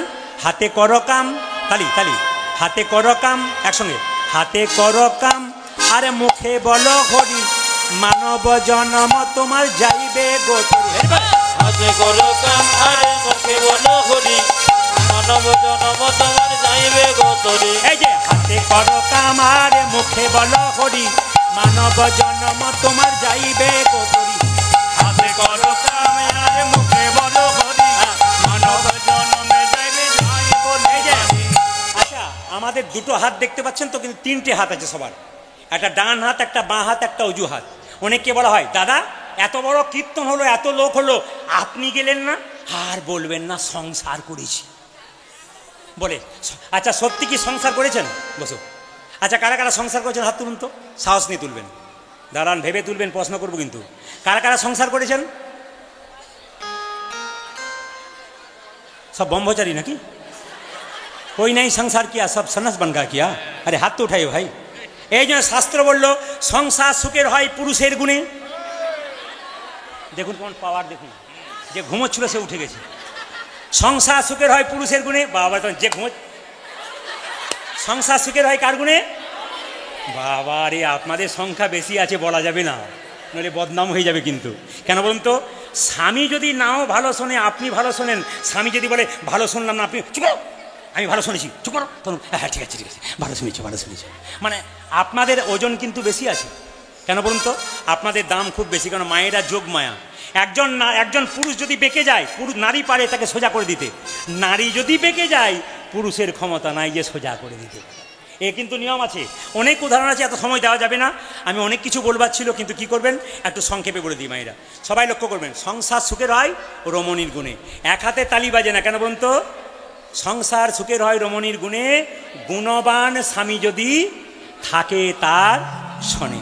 এক হাতে তালি বাজবেন, হাত তুলুন একসঙ্গে একসঙ্গে। হাতে করো কাম আর মুখে বলো হরি, মানব জন্ম তোমার যাইবে গোতরি। হাতে করো কাম আরে মুখে বলো হরি, মানব জনম তোমার যাইবে গোতরি। ওগো হাতে করো কাম আর মুখে বলো হরি, মানব জনমে যাইবে যাই বলি হরি। যারা বলে আমাদের হরিনাম করার সময় নাই, ঝাঁট দেবেন না বাড়িতে। বিদ্যাসাগরে পড়ার জায়গা ছিল না, কোথায় পড়েছিল? ল্যাম্পপোস্টের নিচে। পড়েনি? তাহলে বলুন, যদি সেরকম ইচ্ছা থাকে তাহলে উপায় বের হয়। কি করবেন? ঝাঁট দেবেন বাড়িতে। হরে কৃষ্ণ কৃষ্ণ কৃষ্ণ হরে হরে, হরে রাম রাম রাম হরে। হরে কৃষ্ণ কৃষ্ণ কৃষ্ণ হরে হরে, হরে রাম রাম রাম হরে হরে। অনেকে প্রশ্ন করবেন, ঝাঁট দিতে দিতে নাম করা যায় নাকি? বলে হ্যাঁ যায়। কেন? মহাপ্রভু বলেছেন খাইতে শুইতে যথা তথা। এই যে মালা জপ, কিছু মনে করবেন না, ধীরে। মালা জপ যারা করে, রাস্তা দিয়ে যেতে যেতে যদি মালা জপ করে, অন্যায়। একবার কুর্ম পুরাণ 18 ভাগে পরিষ্কার করে বলেছে, চলিতে চলিতে মালা জপ করা যাইবে না, কথা বলিতে বলিতে মালা জপ করা যাবে না। আপনি চলছেন আর মালা জপ করছেন। অনেকে আবার মালা জপ করে আর বেগুনের দাম করে। এ বেটা, তোর বেগুনের দাম কত? ওর নাম বেগুন হয়ে গেল, দাম কিন্তু থাকলো বেগুন, মানে গুণ থাকলো না। এইদিকে তাকান, মালা যারা জপ করেন, শাস্ত্র বলছে মালা জপ কিন্তু এক জায়গাতে বসে স্থির হয়ে করতে হয়। বৈষ্ণব বাবারা জানেন, চলতে চলতে নয়, কিন্তু ফ্যাশন করলে হবে না। মালার ঝোলা আপনার হাতে থাকতে পারে, কিন্তু যখন জপ করবেন একান্তে। কিন্তু হরিনাম আপনি সব জায়গায় করতে পারবেন। খাইতে শুতে পায়খানা বাথরুম ঘরেও কিন্তু হরিনাম করে, তাতেও লাভ আছে। কেন? নাম সর্বত্র করা যায়। হাত তুলে, হাতে করো কামার মুখে বলো হরি, মানব জনম তোমার যাইবে গোতরি। হাতে করো কাম আরে মুখে বলো হরি, মানব জনম তোমার যাইবে গোতরি। এই যে হাতে করো কাম আর মুখে বলো হরি, মানব জনমে যাইবে যাই বলি হরি। কাজ থেকে বাড়িতে ঝাঁট দেবেন, নাম করবেন হরে কৃষ্ণ কৃষ্ণ কৃষ্ণ হরে হরে, হরে রাম রাম রাম হরে হরে। রামকৃষ্ণের লেখা গান, রামকৃষ্ণের কথা, হরে রাম এগুলো আমার নয়, রামকৃষ্ণের লেখা। হরে কৃষ্ণ কৃষ্ণ কৃষ্ণ হরে হরে, হরে রাম রাম রাম হরে হরে। হরে কৃষ্ণ কৃষ্ণ কৃষ্ণ হরে হরে, হরে রাম রাম হরে হরে। রামকৃষ্ণদেব বললেন মায়েদের ভগবান ভজনা চিঁড়ে আউলি চিঁড়ে ভানার মতো। জোরে বলুন মায়েরা, ঢেঁকি দেখেছেন? ঢেঁকি দেখেছেন? ঢেঁকি দেখেছেন? আচ্ছা বলুন তো, ঢেঁকিতে যে পা দেয় তার টেনশন বেশি, না যে গর্ততে হাত দেয় তার টেনশন বেশি? জোরে বলুন। হ্যাঁ, যে গর্ততে হাত দেয়। আচ্ছা বলুন তো, যদি মেয়ে যদি গর্ততে হাত দেয়, মা যদি পা দেয়, কার টেনশন বেশি? মায়ের। আর মা না যদি যা হয়, যা যা বোঝেন, যা বোঝেন আপনাদের এখানে যা নাই বোধ হয়, যা বোঝেন। মায়েরা কি বলছে? রামকৃষ্ণদেব বলছে মায়েদের ভগবান ভজনা চিড়ে আউলি চিড়ে ভানার মতো। গর্তের মধ্যে হাতটা দেবেন তালে তালে, কিন্তু খরিদ্দার সঙ্গে কথা বলবেন। হ্যাঁ, স্বামীকে এক গ্লাস জল দিতে যাবেন, কিন্তু তালে তালে ঠিক রাখবেন। হাত তুলে, হাতে করো কামার মুখে বলো হরি, মানব জন্ম তোমার যাইবে গোতরি। হাতে করো কামার মুখে বলো হরি, মানব জন্ম তোমার যাইবে গোতরি। এই যে হাতে করো কামার মুখে বলো হরি, মানব জন্ম তোমার যাইবে গোতরি। হাতে করো কামেলার মুখে বলো হরি, মানব জন্মে তোমার যায় বলে হরি। আপনারা যারা মা বাবাকে প্রণাম করেননি তাদেরকে বলবো, যদি বাবা মা জীবিত আছে, যদি বাবা মা জীবিত আছে, তবে আপনাদের নিয়ম হচ্ছে প্রত্যেক দিন সকালবেলায় বাবা মাকে একবার প্রণাম করা। যতই গুরুদেবের কাছে মন্ত্র নেন আর গুরুচরণ সেবা করুন, কোনো কিছুতেই লাভ হবে না যদি পিতামাতা প্রথম গুরুকে সেবা করতে না পারেন। যে যেখানে দাঁড়িয়ে আছেন, যে যেখানে বসে আছেন, যদি কথাটা মাথায় নিতে পারেন আপনাদের জীবন সুন্দর হবে। আর কথা মাথায় নিতে না পারলে জীবন কলঙ্কিত হবে, অলঙ্কৃত হবে না। সবাই লক্ষ্য করবেন, যার বাবা মা মারা গেছে তার ছবিটা দেওয়ালে টাঙানো আছে, অন্তত ঘর থেকে বেরোবার সময় প্রণাম করে যাবেন, আর ঘর ঢুকবার সময় প্রণাম করবেন। বাবা মায়ের আশীর্বাদ নিয়ে বেরোতে হয়, আর বাবা মায়ের আশীর্বাদ নিয়ে আবার বাড়িতে ঢুকতে হয়। যে ছেলে মেয়ে সংসারে বাবা মায়ের আশীর্বাদ নিতে এসেছে, তার টাকা পয়সা থাক আর না থাক, হৃদয়ে আনন্দ এবং সুখ। নেতাই গৌর হরি বল। হ্যাঁ, কলিযুগের ভগবান মহাপ্রভু শিখিয়ে দিলেন, সকালবেলায় তিনি যেতেন ভক্তদের সঙ্গে মাকে প্রণাম করে যেতেন, আবার যখন সন্ধ্যাবেলায় ফিরে আসতেন তখন মাকে প্রণাম করলেন। স্বয়ং ভগবান জগতের মানুষকে শিখিয়ে দিলেন, আমি ভগবান হয়ে যদি মাকে প্রণাম করতে পারি, আমার বাবাকে প্রণাম করতে পারি ছবিতে, তাহলে তোমরা কেন তোমার বাবা মাকে প্রণাম করতে পারবে না? যাদের বাড়িতে ছোট ছোট বাচ্চা আছে সেই মায়েদেরকে বলবো, যদি ছেলেগুলোকে মানুষ করতে চান, প্রথম কথা হচ্ছে আপনি মোবাইল থেকে সরান। যদি ছেলের হাতে মোবাইল দিয়েছেন, আমার ছেলে খায় না, মোবাইল না দিলে আপনার ছেলেকে আপনি নষ্ট করছেন। 2-4 দিন দেবেন না, আস্তে আস্তে বন্ধ হয়ে যাবে। আর যদি মনে করেন সে গুরু আর আপনি লঘু, তাহলে ভুল করেছেন। সে 10 দিন কাঁদবে, কাঁদুক, কিন্তু মোবাইল দেবেন না। সকালবেলায় ঘুম থেকে ওকে শিখিয়ে দিন, কি প্রথমে মন্দিরে প্রণাম করে আয়, দাদু ঠাকুমিকে প্রণাম কর, আমাকে আর তোর বাবাকে প্রণাম কর। এই আচার আচরণ যদি ছোটবেলা থেকে বাচ্চাকে কেউ শেখাতে পারে, তাহলে তার বাচ্চা অনেক উঁচু জায়গায় যেতে পারে। তবে রামকৃষ্ণদেব বলেছেন, বাচ্চার মনটা হচ্ছে কচি বাঁশের মতো, যেদিকে বাঁকাবেন সেদিকে বাঁকবে, বাঁশ মোটা হলে আর বাঁকবে না। এই সময় ছোট আছে, এই সময় যদি আপনি সোজা করতে পারেন, যেদিকে ঘোরাবেন সেদিকে ঘুরবে। ছেলে যদি বড় হয়ে যায়, আর আপনার ক্ষমতা নাই ছেলেকে আপনি রাস্তায় আনতে পারেন। আবার চাণক্যদেব একটা দারুণ কথা বলেছেন, বাচ্চাকে 5 বছর পর্যন্ত কোনো দোষ ধরবেন না, ও খেলবে, পড়বে, ভাঙবে, কিচ্ছু বলবে না। কিন্তু 5 থেকে 15 বছর পর্যন্ত বাচ্চাকে শাসনের চোখে রাখো, নইলে ছেলে মেয়ে বিগড়ে যাবে। যখনই ছেলে মেয়ের বয়স 15 পেরিয়ে যাবে, যে বাবা মা এখানে আছেন যাদের ছেলে মেয়ে 16 বছর পেরিয়েছে, 15 বছর পেরিয়েছে, পুত্রা মিত্রা বদাচরেত, কে বললেন? চাণক্যদেব। বন্ধুর মতো আচরণ করো, মেয়ের সঙ্গে মা বান্ধবী হয়ে যাও, ছেলের সঙ্গে বাবা বন্ধু হয়ে যাও, তাহলে লাভ আছে। তাই ছোটবেলা থেকে যদি মানুষ করতে পারেন, ছেলে মানুষের মতো মানুষ হবে। আর ছোটবেলা থেকে হাতে মোবাইল তুলে দেবেন, আপনি জেনে নিন প্রদীপ পাল সেই দিন বেঁচে থাকার না থাক, আপনি বেঁচে থাকলে দেখতে পাবেন আপনার ছেলে কিন্তু আপনাকে কষ্ট দিচ্ছে, সেই দিন বুঝবেন আমি কোন জায়গায় চলে গেলাম। তাই বারবার বলবো প্রণাম করতে শেখান। যদি কারো বাড়িতে কারো ভেতরে অহংকার হয়, মন্দিরে বারবার প্রণাম করুন, কারণ মহাপ্রভু এই পদাবলীর যারা পরিষ্কার করে জানিয়ে দিয়েছেন যে জননী চরণে আসি প্রণাম করলো, মানে মহাপ্রভু প্রতিদিন সকালবেলায় বেরোই মাকে প্রণাম করে, আবার যখন ঢোকে তখন মাকে প্রণাম করে ঢোকে। সবাই মিলে বলুন রাধা রানী কি, শ্যাম সুন্দর কি, মদন মোহন কি। আসুন আমরা সবাই মিলে একটু ভক্তিগীতি গান গাইবো। সবাই একটু মাথায় কাপড়টা নিন, সবাই মিলে একসঙ্গে একটু প্রার্থনা গান গাইবো, তুমি নির্মল করো প্রেম সে একসঙ্গে বসে সবাই আমার সঙ্গে গাইতে পারলে ভালো, যদি গাইতে না পারেন তাহলে অন্তত মনে মনে ভগবানকে স্মরণ করুন, হৃদয়টাকে নির্মল করুন, হৃদয়ের মধ্যে কৃষ্ণ প্রেম জাগান। সবাই বাবু হয়ে বসুন। তুমি নির্মল করো মঙ্গল করে মলিন মর্ম মোছা, তুমি নির্মল করো মঙ্গল করে মলিন মর্ম মোছায়ে। তুমি নির্মল করো মঙ্গল করে মলিন মর্ম মোছায়ে। তুমি নির্মল করো মঙ্গল করে মলিন মর্ম মোছায়ে। তুমি নির্মল করো সবাই বলবেন, বলতে পারলে ভালো, না বলতে পারলে ভগবানকে স্মরণ করুন। মলিন মর্ম মোছায়ে। দেখুন এই গানটি রজনীকান্তের লেখা গান। তুমি নির্মল করো, নির্মল মানে কি পরিষ্কার, নির্মল করো মঙ্গল করে মানে তোমার মঙ্গলময় হাত।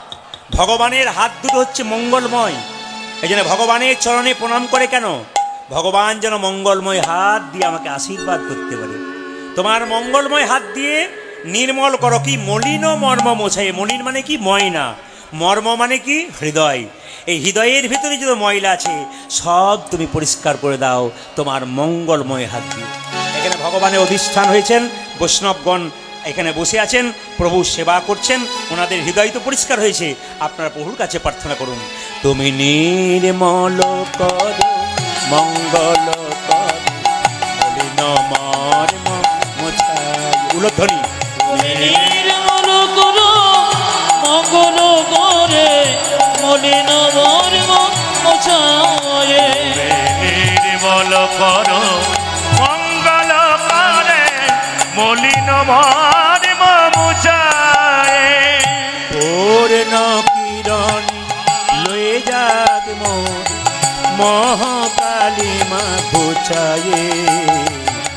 মলিন মর্ম মোছায়ে। নির্মল করো মঙ্গল করে মলিন তুমি নির্মল করো মঙ্গল করে মলিন মর্ম মোছায়ে। আপনাদের কমিটির ছেলেরা আমাকে বায়না করতে গিয়েছিলেন মায়াপুর নবদ্বীপে, ওখানে আমার গান ছিল মায়াপুরে। তো এখানে যখন বায়না করতে গিয়েছিলেন তখন আমাকে ওনারা খুব করে বলেছিলেন আমাদের গ্রাম খুব ছোট, 650 ভোটার আছে, খুব ছোট গ্রাম, ছোট জায়গা, আপনার কাছে এসেছি, মিনতি করলাম একবার চলুন। ওদের ভালোবাসার স্বার্থে, ওদের এই অক্লান্ত পরিশ্রম, এই বর্ষা বৃষ্টির দিনে দরজায় দরজায় গিয়ে আপনাদের দ্বারে দ্বারে পয়সা আদায় করেছে, তা দিয়ে এত বড় একটা সুন্দর মহোৎসব তৈরি করেছেন। আশীর্বাদ করবেন ওদেরকে। পরিবেশ খুব সুন্দর আপনাদের, আপনারা যে কীর্তন গানের ভক্ত তার প্রমাণ কিন্তু পাওয়া যাচ্ছে। আপনারা সবাই মাথায় কাপড়টা নেবেন, যার মাথার কাপড় আছে তিনি সভ্য, আর যার মাথার কাপড় নাই ওটার বলবার দরকার নেই, ওটার বলবো না। মাথার হ্যাঁ দাদারা বলছে আপনি বলেছেন বলেই, নইলে বাড়িতে নেবার চান্স নাই। বলে দি মায়েরা, আমার মায়ের মা বেঁচে ছিল, মাথার কাপড় এখানে ছিল। আমার মা বেঁচে ছিলেন, আমার মায়ের বয়স ছিল 80 বছর, মাথার কাপড় এখানে ছিল। আমার কাকিমা এখনও বেঁচে আছেন, মাথার কাপড় খোঁপা পর্যন্ত। এখন যারা এসছে খোঁপা টম্পার নেই, বাম্পার টাম্পার নেই, সব নিতাই গৌর হরিবোল হয়ে গেছে। আবার দেখবেন এখন ভাসুরকে মেয়েরা কি বলে, বৌমারা কি বলে, বর্দা।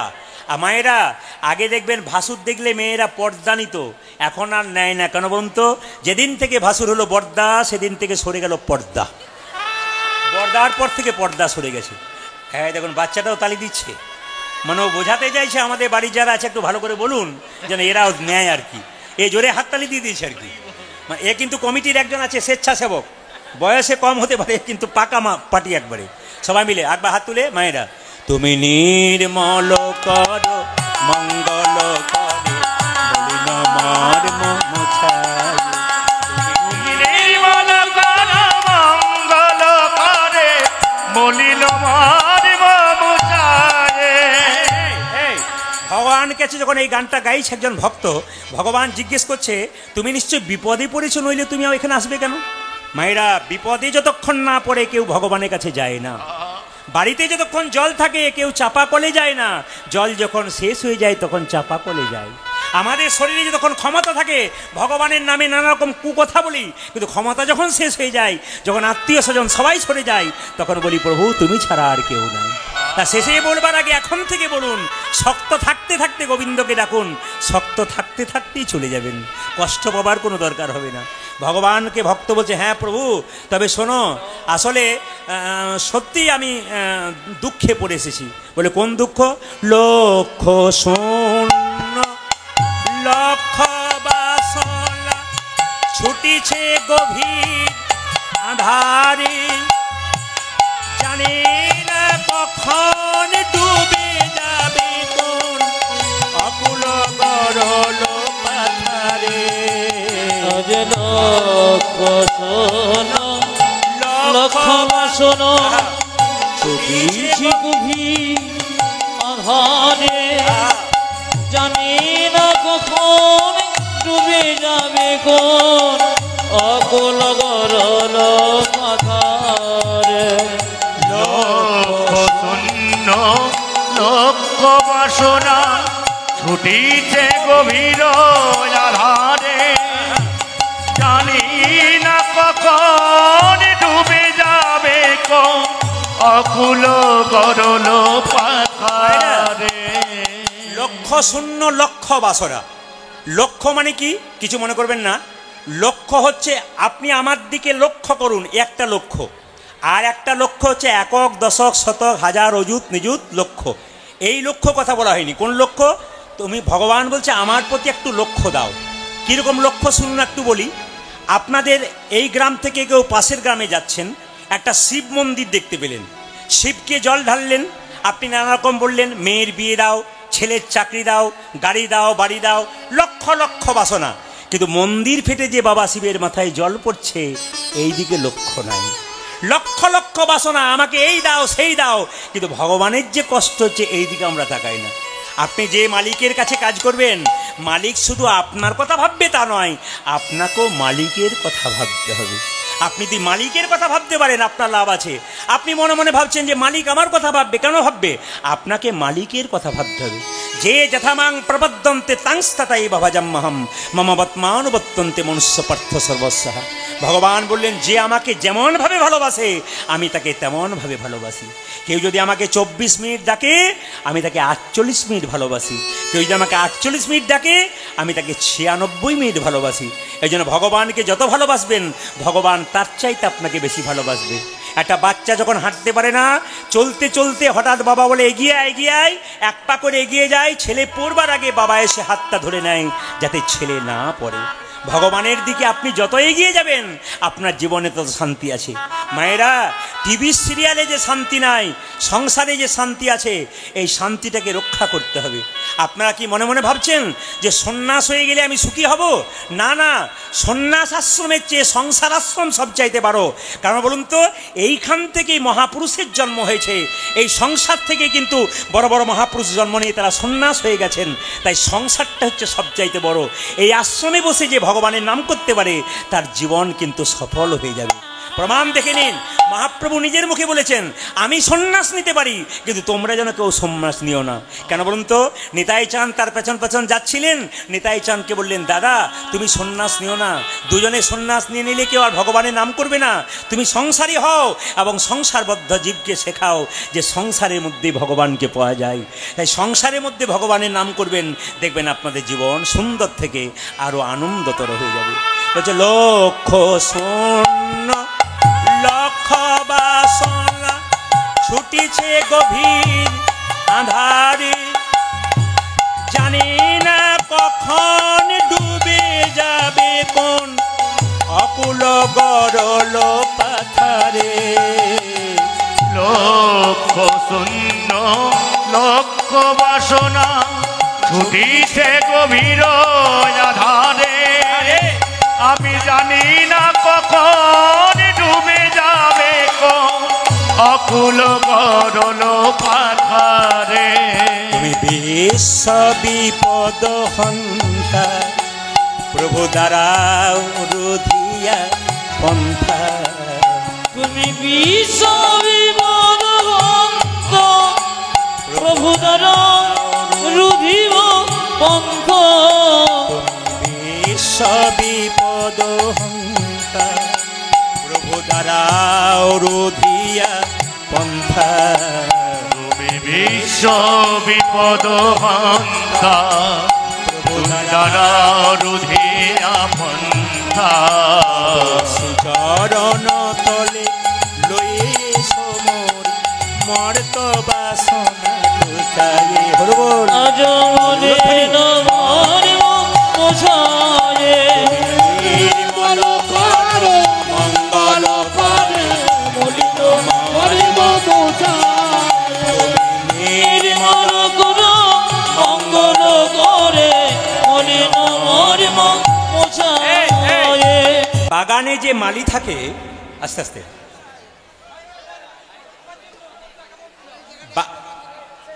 বাগানে যে মালি থাকে, গাছের ভেতরের নিচের দিকে যে আগাছাগুলো থাকে সেগুলোকে পরিষ্কার করে দেয়। কেন? যেন গাছটা সুন্দরভাবে গঠন হতে পারে। সবাই লক্ষ্য করুন। তা এই কলির জীবের হৃদয় বাগানের মালিকে ভগবান গৌর হরি। কেন বলুন তো? না, আমাদের ভেতরে যে কামনা বাসনা দুর্বাসনা আগাছাগুলো রয়েছে সেগুলোকে মহাপ্রভু তুলে ফেলবার চেষ্টা করছে। তাই মহাপ্রভুর গুণকীর্তন যদি কেউ শুনতে পারে, তবে আপনার ভেতরে যে কামনা বাসনা আগাছাগুলো রইবে সেগুলো মহাপ্রভু ধীরে ধীরে তুলে দিতে পারবে। সবাই মিলে বলুন রাধে রাধে। একটু জোরে বলুন, আর একবার জোরে বলুন, আর একবার জোরে বলুন।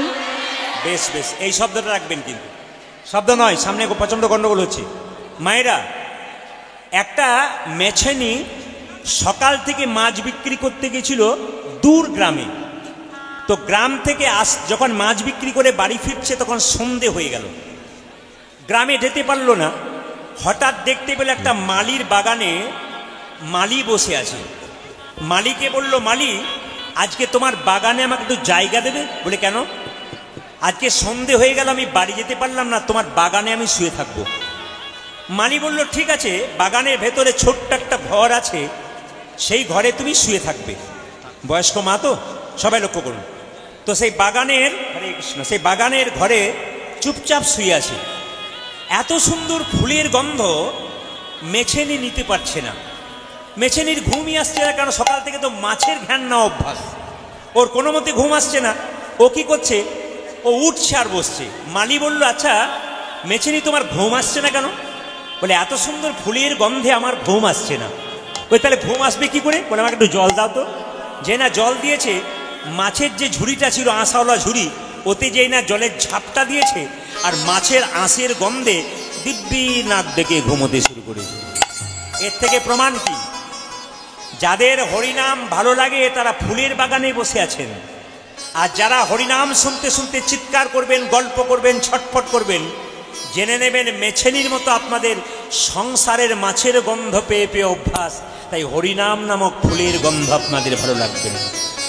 আপনারা যারা কীর্তন শুনতে শুনতে চুপচাপ থাকবেন, তারা বুঝবো বাগানের মালির মতো ফুলের সুগন্ধ লাভ করছেন। আর কীর্তন চলাকালীন কেউ যদি গন্ডগোল করে, তাহলে বুঝতে হবে মেছেনির মতো মাছের আঁশের গন্ধ না নিলে আপনার কৃষ্ণ প্রেম নিতাই গৌর বলে জাগবে। সবার কাছে নিবেদন রইল, মায়েরা, মহাপ্রভু কি করলেন? মহাপ্রভু কথা একটু আপনাদের বলে যাই। আচ্ছা মায়েরা, মহাপ্রভু আমরা নিজ নিজ হাতে মাপলে আমাদের হাতের মাপ কত? জোরে বলুন। আমরা আমাদের শরীরের মাপ কত? 3.5 হাত, কিন্তু মহাপ্রভু ক হাত? 4 হাত।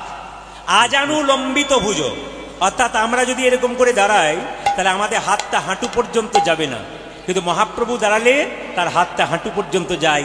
এই জন্য মহাপ্রভুকে আজানু লম্বিত ভুজ বলা হয়। শুধু তাই নয়, মহাপ্রভুর গায়ের রংটা ছিল কাঁচা সোনার মতো। মহাপ্রভুর উচ্চতা প্রায় 7 ফুটের কাছাকাছি। তাহলে আমরা যারা মানুষ এখানে 6 ফুট পর্যন্ত কেউ হয়, তার চাইতে কিছু বেশি হয়, 7 ফুট কেউ হতে পারে। তাহলে প্রচুর ভক্তের মাঝে একটা 7 ফুট লম্বা মানুষ যদি যায়, তাকে দেখতে কেমন লাগবে? মহাপ্রভুর উচ্চতা ছিল প্রায় 7 ফুট। সবাই লক্ষ্য করুন, যে যেখানে বসে আছেন, মহাপ্রভুর চরণ দেখলে আপনারা চমকে যাবেন। চরণটা 18 ইঞ্চি চরণ। এত বড় চরণ হয়? ঝাড়খণ্ডের পথে মহাপ্রভু যখন যাচ্ছিলেন তখন পাথরের মধ্যে মহাপ্রভুর চরণ চিহ্ন পাওয়া যায়। যারা পুরীতে যাবেন তারা দেখতে পাবেন যে পুরীর মন্দিরের কিছুটা দূরে মহাপ্রভুর চরণ চিহ্ন এখনো আছে। গম্ভীরায় যদি আপনারা যান তাহলে দেখতে পাবেন ওখানে মহাপ্রভুর খড়ম যুগল পর্যন্ত আছে। আপনারা ভাবতে পারবেন না এরকম খড়ম কেউ পড়তে পারে, একমাত্র মহাপ্রভুই করতে পারে। এই জন্য মহাপ্রভু এলেন বলেই আমাদের মতো অধম জীবকে উদ্ধার করলেন। সবাই মিলে বলুন রাধা রানী কি, শ্যাম সুন্দর কি, মদন মোহন কি, হরিবাসর কি, সাধুগুরু বৈষ্ণব কি, গৌর ভক্তবৃন্দ কি, রাধা রানী কি, আপন আপন গুরুদেব কি। একটু সবাই মিলে সব শ্রবণ করবেন। এই যে কীর্তন গানে এত বড় অনুষ্ঠান, এই অনুষ্ঠানে একটা খরচা আছে। আমার কমিটির ভাইয়ের আপনাদের কাছে ধীরে ধীরে যাবে। আপনারা যথাযোগ্য যেটুকু পারবেন দেবেন। কীর্তন চলাকালীন আমাকে 1 টাকা দেবার দরকার নেই। কীর্তনের শেষে প্রণাম করে 1 টাকা দেবার দরকার নেই। ওই টাকাটা ওদেরকে দিন, ওরা অনেক বড় অনুষ্ঠান করতে পারে। ওদেরকে আশীর্বাদ করে যান। যদি কেউ দিতে না পারেন, টাকা না থাকে, আশীর্বাদ করে দেবেন। আর যদি কেউ দিতে পারেন তো খুব ভালো। এমন দেবেন না যেন টুং টুং শব্দ হয়, এমন দেবেন যেন শব্দ টব্দ না হয়। কি যেটা বলুন রাধা রানী কি, শ্যাম সুন্দর কি, মদন মোহন কি। আচ্ছা, আপনি একটু বলুন পালা শুনবেন না লীলা শুনবেন? জোরে বলুন, পালা শুনবেন না লীলা শুনবেন? না না, জোরে বলতে হবে কিন্তু, পালা না লীলা? পালা শুনবেন। 2-1 পালা বলেছে, 2-1 লীলা বলেছে। আচ্ছা, কিছু মনে করবেন না, পালা কিন্তু কীর্তনের হয় না, কীর্তনের লীলা হয়। হরে কৃষ্ণ। কীর্তনের পালা হয় না, কীর্তনে কি হয় জোরে বলুন? কীর্তনের লীলা হয়। যাত্রা পালা হয়, নাটকের পালা হয়, কিন্তু কীর্তনের পালা হয় না। তবে আমাদের জীবনে পালা আছে 2টো। কি কি বলুন তো? একটি আশার পালা আর একটি জোরে বলুন, জোরে বলুন। অনেকে ভয়ে বলছে না, যাবে না বলে। হ্যাঁ, 2টো পালা আছে, একটি আশার একটি যাওয়ার। আচ্ছা, যারা কীর্তন শুনতে এসছেন তাদের কোন পালা শেষ হয়েছে, আশারটা না যাওয়ারটা? জোরে বলুন, জোরে বলুন। অনেকে বলছে ফোন নাম্বারটা দেবেন, 2 দিন পরে বলে দেবো। কোন পালা বাকি আছে? আষাঢ়টা হয়ে গেছে, বাকি আছে কোনটা? জোরে বলুন, একটু জোরে বলুন, আর একটু জোরে বলুন। এত যদি বুঝছেন যাওয়ার পালাটা বাকি, তাহলে সাদা চুলে গোদরেজ নিচ্ছেন কেন? যদি বুঝছেন। আবার দেখবেন রাস্তা দিয়ে মৃতদেহ নিয়ে যাচ্ছে, বলো হরি বলো হরি। আপনিও প্রণাম করেন, আমিও প্রণাম করে, আর কি ভাবি বলুন তো? ও বোধ হয়ে গেল, আমি বোধ হয় যাবই না। তার মানে যিনি মারা গেলেন তিনি শিখিয়ে দিলেন আমাকে, এই যে যিনি মারা গেলেন তিনি আমাকে শিখিয়ে দিলেন আমাদেরকে কি? আমি মরি নাই, তোমাকে শিখিয়ে দিলাম কি? তোমার মতো সংসারে আমিও হাবুডুবু খাচ্ছিলাম আমার করে। এই যেমন আমি মাচার মধ্যে হেলতে দুলতে চললাম, আমাকে দেখে শিখে নাও, একদিন তোমাকেও কিন্তু আমার মতো নিতাই গৌর হরি বল বলে চলে যেতে। কিন্তু আস্তে, কিন্তু আমরা কত বোকা দেখুন। হ্যাঁ, বন্ধ করুন। আমরা কত বোকা দেখুন। আপনারা যারা মাংস টাংস খান, হাত তুলতে বলবো না। যেখানে আস্তে আস্তে, যেখানে ছাগল কাটা হয়, একটা ছাগলকে কেটে চামড়াটা ছুলে দিব্যি ঝুলিয়ে দেওয়া হয়, কেটে কেটে মাংস বিক্রি করে। আর পাশে একটা ছাগল বসে বসে দিব্যি কাঁঠাল পাতা চিবই। ও জানে না এর পরের লাইনটা আমার আছে। আমরা সব কাঁঠাল পাতা চিবানো লোক, দেখছি চলে যাচ্ছে, তবু আমাদের জ্ঞান হচ্ছে না যে আমাদেরও একদিন চলে যেতে হবে। কেউ যদি মারা যায় প্রণাম করে খালাস, কি ভাবি আমার 2 তলা উঠছে, 4 তলা। কিন্তু জেনে নিন, চোখ মুজলেই সব শেষ।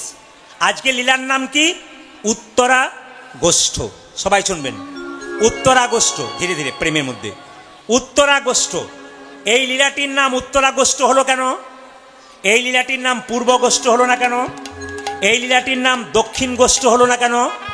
এই লীলার নাম উত্তর। এতজন কীর্তন শুনতে এসছেন উত্তর গোষ্ঠ লীলা, বহুদিন ধরে শুনছেন। আজকে উত্তর গোষ্ঠ লীলা সুন্দর সুন্দর ছোট ছোট তত্ত্ব বলে দেবো, একটু মন দিয়ে শুনবেন। কমিটির কাছে আমি আহ্বান নিয়েছি, কমিটি বলেছেন গৌরচন্দ্রিকার মধ্যে যা করবেন করবেন, কিন্তু লীলার মধ্যে আপনি শুধুমাত্র পদাবলী এবং কথার মাধ্যমে যাবেন, জীব শিক্ষার মাধ্যমে। এই জন্য বড় গানে করতে গেলে একটা গান 20 মিনিট 15 মিনিট সময় লাগে। ওনারা বললেন না, অত সময় নষ্ট করে লাভ নেই, পরপর দল আছে, আপনি যতক্ষণ থাকবেন পদাবলীর মাধ্যমে এবং জীব শিক্ষার মাধ্যমে জীবকে বোঝান। সবাই শুনে নিন, উত্তর গোষ্ঠ নাম হলো কেন?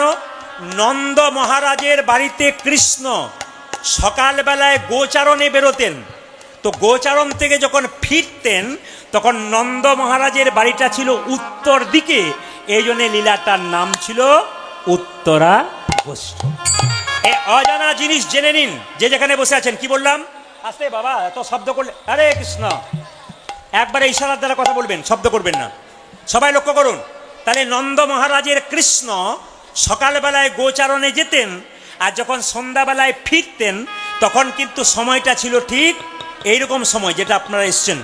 এখানে কিন্তু ধন্যবাদ জানাই, এখানে যারা কীর্তন গান করাচ্ছেন, উত্তরাগোষ্ঠ লীলাটাকে একটা সঠিক সময় দিয়েছেন, যে সময় ভগবান একবারে বাড়ি ঢুকে যাবেন সন্ধ্যাবেলায়, খুব উপযুক্ত সময় করেছেন, এই জন্য এদের ধন্যবাদ জানাই। অন্য জায়গাতে 5টা থেকে একবারে 9টা পর্যন্ত করে, 9টায় ভগবান গরু নিয়ে ফেরে না, ভগবান একবার সন্ধ্যাবেলায় ফেরে, এই একবারে সঠিক সময় করেছেন, এই জন্য এদেরকে ধন্যবাদ জানাই। সবাই লক্ষ্য করুন যে যেখানে বসে আছেন মায়েরা। তাহলে এখন কথা হচ্ছে উত্তর গোষ্ঠ লীলার যখন কথা বললাম, কেউ যদি মারা যায়, আপনারা জানেন কিনা জানি না, সে যদি মারা যায় তার মাথাটাকে কোন দিকে রাখা হয়? পূর্ব দিকে না দক্ষিণ দিকে? জোরে বলুন, জোরে বলুন। উত্তর দিকে।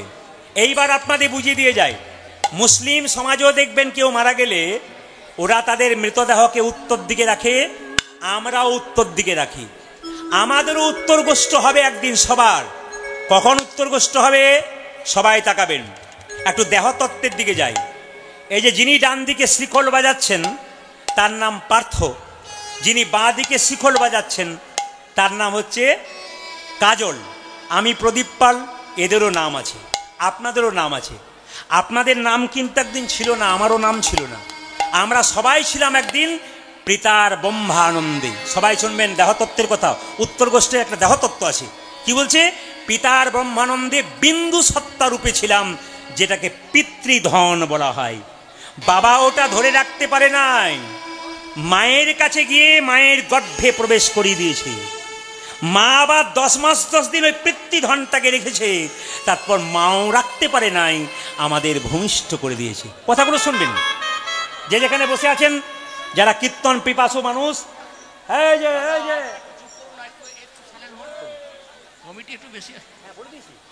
অনেক আগেই বলে দিয়েছেন, আস্তে আস্তে ধীরে ধীরে আপনার দান নিন, কথাগুলো কানে শুনে নিন। কি বললাম মায়েরা? পিতৃধন। সবাই কিন্তু আপনারা একদিন, আমরা কোথায় ছিলাম? বাবার ব্রহ্মানন্দে। এখানে ওটার নাম কি? বিন্দু সত্তা, ওটার নাম পিতৃধন। ওটাকে বাবা ধরে রাখতে পারে নাই, মায়ের কাছে গেছে, মায়ের গর্ভে প্রবেশ করে দিয়েছে। মা 10 মাস 10 দিন রাখতে পারে নাই, 10 মাস 10 দিন পরে মা আমাদের ভূমিষ্ঠ করেছে। যখন আমরা এলাম পৃথিবীতে, আমাদের গোষ্ঠ হলো, আর যখন আমরা পৃথিবীতে এলাম, ছেলে মেয়ে সংসার হলো, আস্তে আস্তে বয়স হয়ে গেল, তখন আমাদেরও উত্তর গোষ্ঠের দিকে যেতে হবে। নাভির এই নিচের দিকটা দক্ষিণ গোষ্ঠ, আর উপর দিকটা হচ্ছে উত্তর গোষ্ঠ। মাথায় রাখবেন, নাভির নিচের দিকটা দক্ষিণ গোষ্ঠ, আর উপর দিকটা হচ্ছে উত্তর গোষ্ঠ। মায়েরা সবাই শুনে নিন, সকালবেলায় সূর্য যখন উদিত হয়, মানুষের যখন জন্ম হয়, তখন গোষ্ঠ সকালে সূর্যোদয় হলো, আস্তে আস্তে মধ্য গগনে সূর্য যায়, তারপর সূর্য আস্তে আস্তে হেলে যায়। যে যতই কীর্তন শুনুন, যার যত বয়স হয়েছে, মাথায় রাখবেন, একটা করে রাত্রি পেরোচ্ছে, মানে আপনাদের জীবন থেকে একটা করে রাত্রি, জোরে বলুন, কমে যাচ্ছে। আনন্দের কিছু নাই। আজকে রাত্রি পেরোলে কাল সকালে আনন্দ করার কিছু নাই। কেন বলুন তো? আপনি হিসাব করবেন, আপনি যতদিন বাঁচবেন, একটা করে রাত্রি পেরোচ্ছে, মানে আপনার জীবনে খাতা থেকে একটা করে দিন কমে যাচ্ছে। তাই মায়েরা, বলা যায় না কে কখন চলে যাবে। যাবার আগে যতক্ষণ বেঁচে আছেন, চলতে ফিরতে খেতে শুতে ভগবানের নাম সংকীর্তন করবেন। কীর্তন শুনতে এসছেন, গ্যারান্টি নাই আপনি বাড়ি পর্যন্ত ফিরে যাবেন। যদি বাড়ি পর্যন্ত ফিরে যান তো ভালো, অনেকের গ্যারান্টি নাই বাড়িও ফিরতে পারবে না। রাত্রিবেলায় শোবেন, সকালবেলায় চোখ খুললে সকাল হবে, সকাল না হলে আপনার জীবনে পরকাল হবে। ট্রেন আসবার সময় সিগন্যাল দেয়, আমরা জানতে পারি ট্রেন আসে, কিন্তু মৃত্যু আসবার সময় কোনো সিগন্যাল দেয় না। যে কোনো মানুষের জীবনে যে কোনো সময় ডাক আসতে পারে। তাই বলবো মা, ভগবান শ্রীকৃষ্ণ গোষ্ঠে গেছে, ভক্তদেরকে বলছে এক কাজ কর, পাল জড়ো কর, নইলে আমাদের আর সময় নাই, গোবিন্দ চরণে যেতে হবে। আজ পালে জড়ো কর শান দাও সিঙ্গা উলধ্বনি ওরে পালে জড়ো করো পালে জড়ো উলধ্বনি উলধ্বনি। সবাই মাইক ম্যান এই দুটো সাউন্ড বাড়ান, মাইক ম্যান মাইকের কাছ থেকে যাবেন না। দুটো সাউন্ড উলধ্বনি দিন, আপনাদের পালগুলোকে জড়ো করুন গোবিন্দ চরণে দেবার জন্য।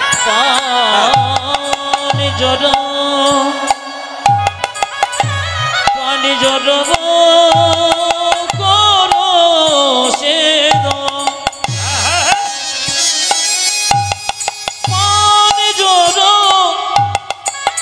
পানি জড়ো করো সিদা পানি জড়ো করো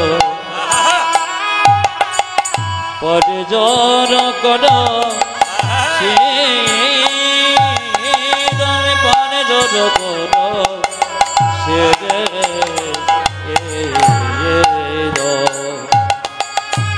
আজ পানি জড়ো করো সিদা দাসে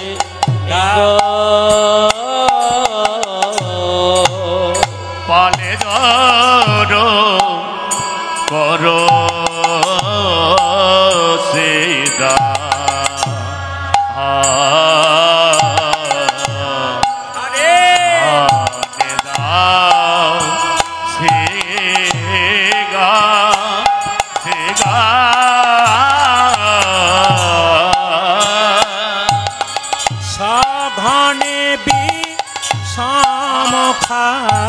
আমার সঘনে বিষম আরে কিবা সঘনে বিষম আর নাম করে মাই গো, নাম করে আমার সঘনে বিষম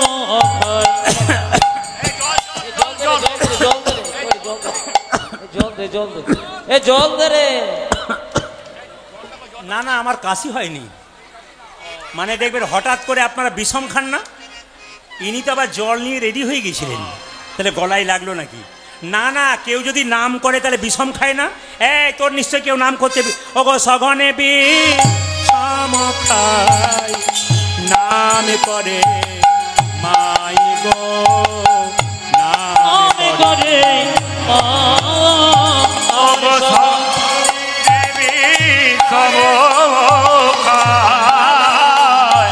বুঝি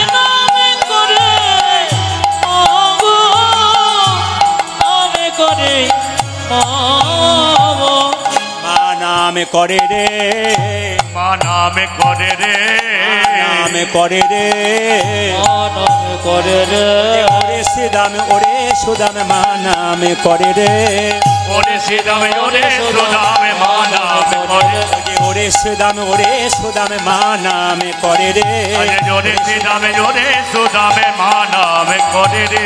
সঘনে বিষম খায়, আমার সঘনে বিষম খায়, আমার নাম করে মাই রে, নাম করে মা। সঘনে বিষম খায়, নাম করে মায়ের, নাম করে মা। আজ গোঠে আমাদের বিলম্ব দেখিয়া রে বুঝিয়া জগতে আমাদের বিলম্ব দেখিয়া অবয়া জগতে আমাদের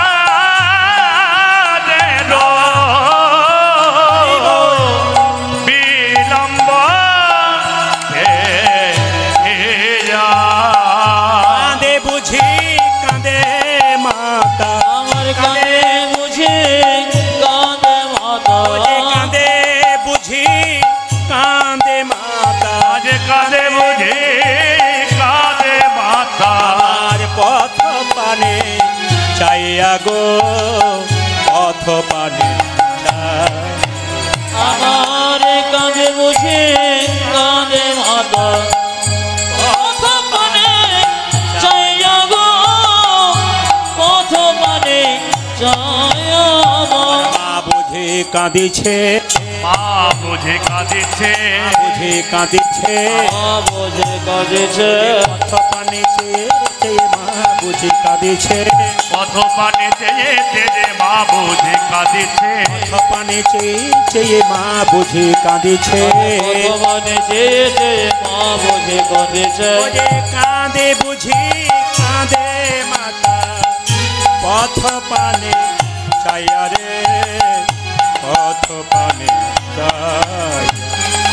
কাঁদে কাঁদে মাতা পথ পানে চাইয়া গো পথ পানে চাইয়া গো। শ্রীরাম বেলিয়ব স্নান হইল চলো যাই ঘরে যাই। ছেলে অবসান হইল চলো যায় ঘরে ঘরে। বেলিয়ব স্নান হইল চলো যাই ঘরে ঘর। অবসান হইল চলো যায় ঘরে।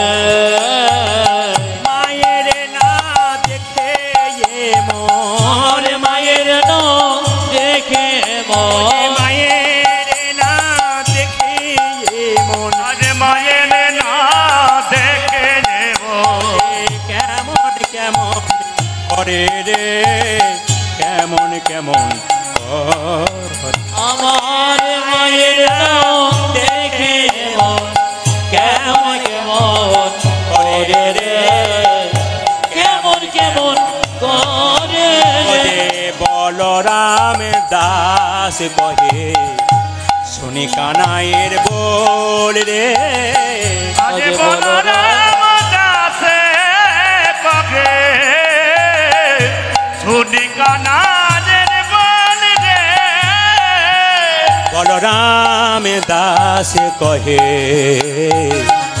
শুনি কানাইয়ের বল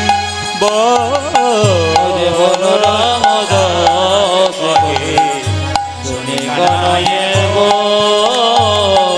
সকলরা খালো উলুধ্বনি আজ সকল সকলরা ভালো মাঝে যে সকলরা খালো মাঝে আজ সকলরা আলো বাঁধে পড়ল উত্তর রে পড়ল উত্তর আমার সকলরা কালো মাঝে করিল রে করিল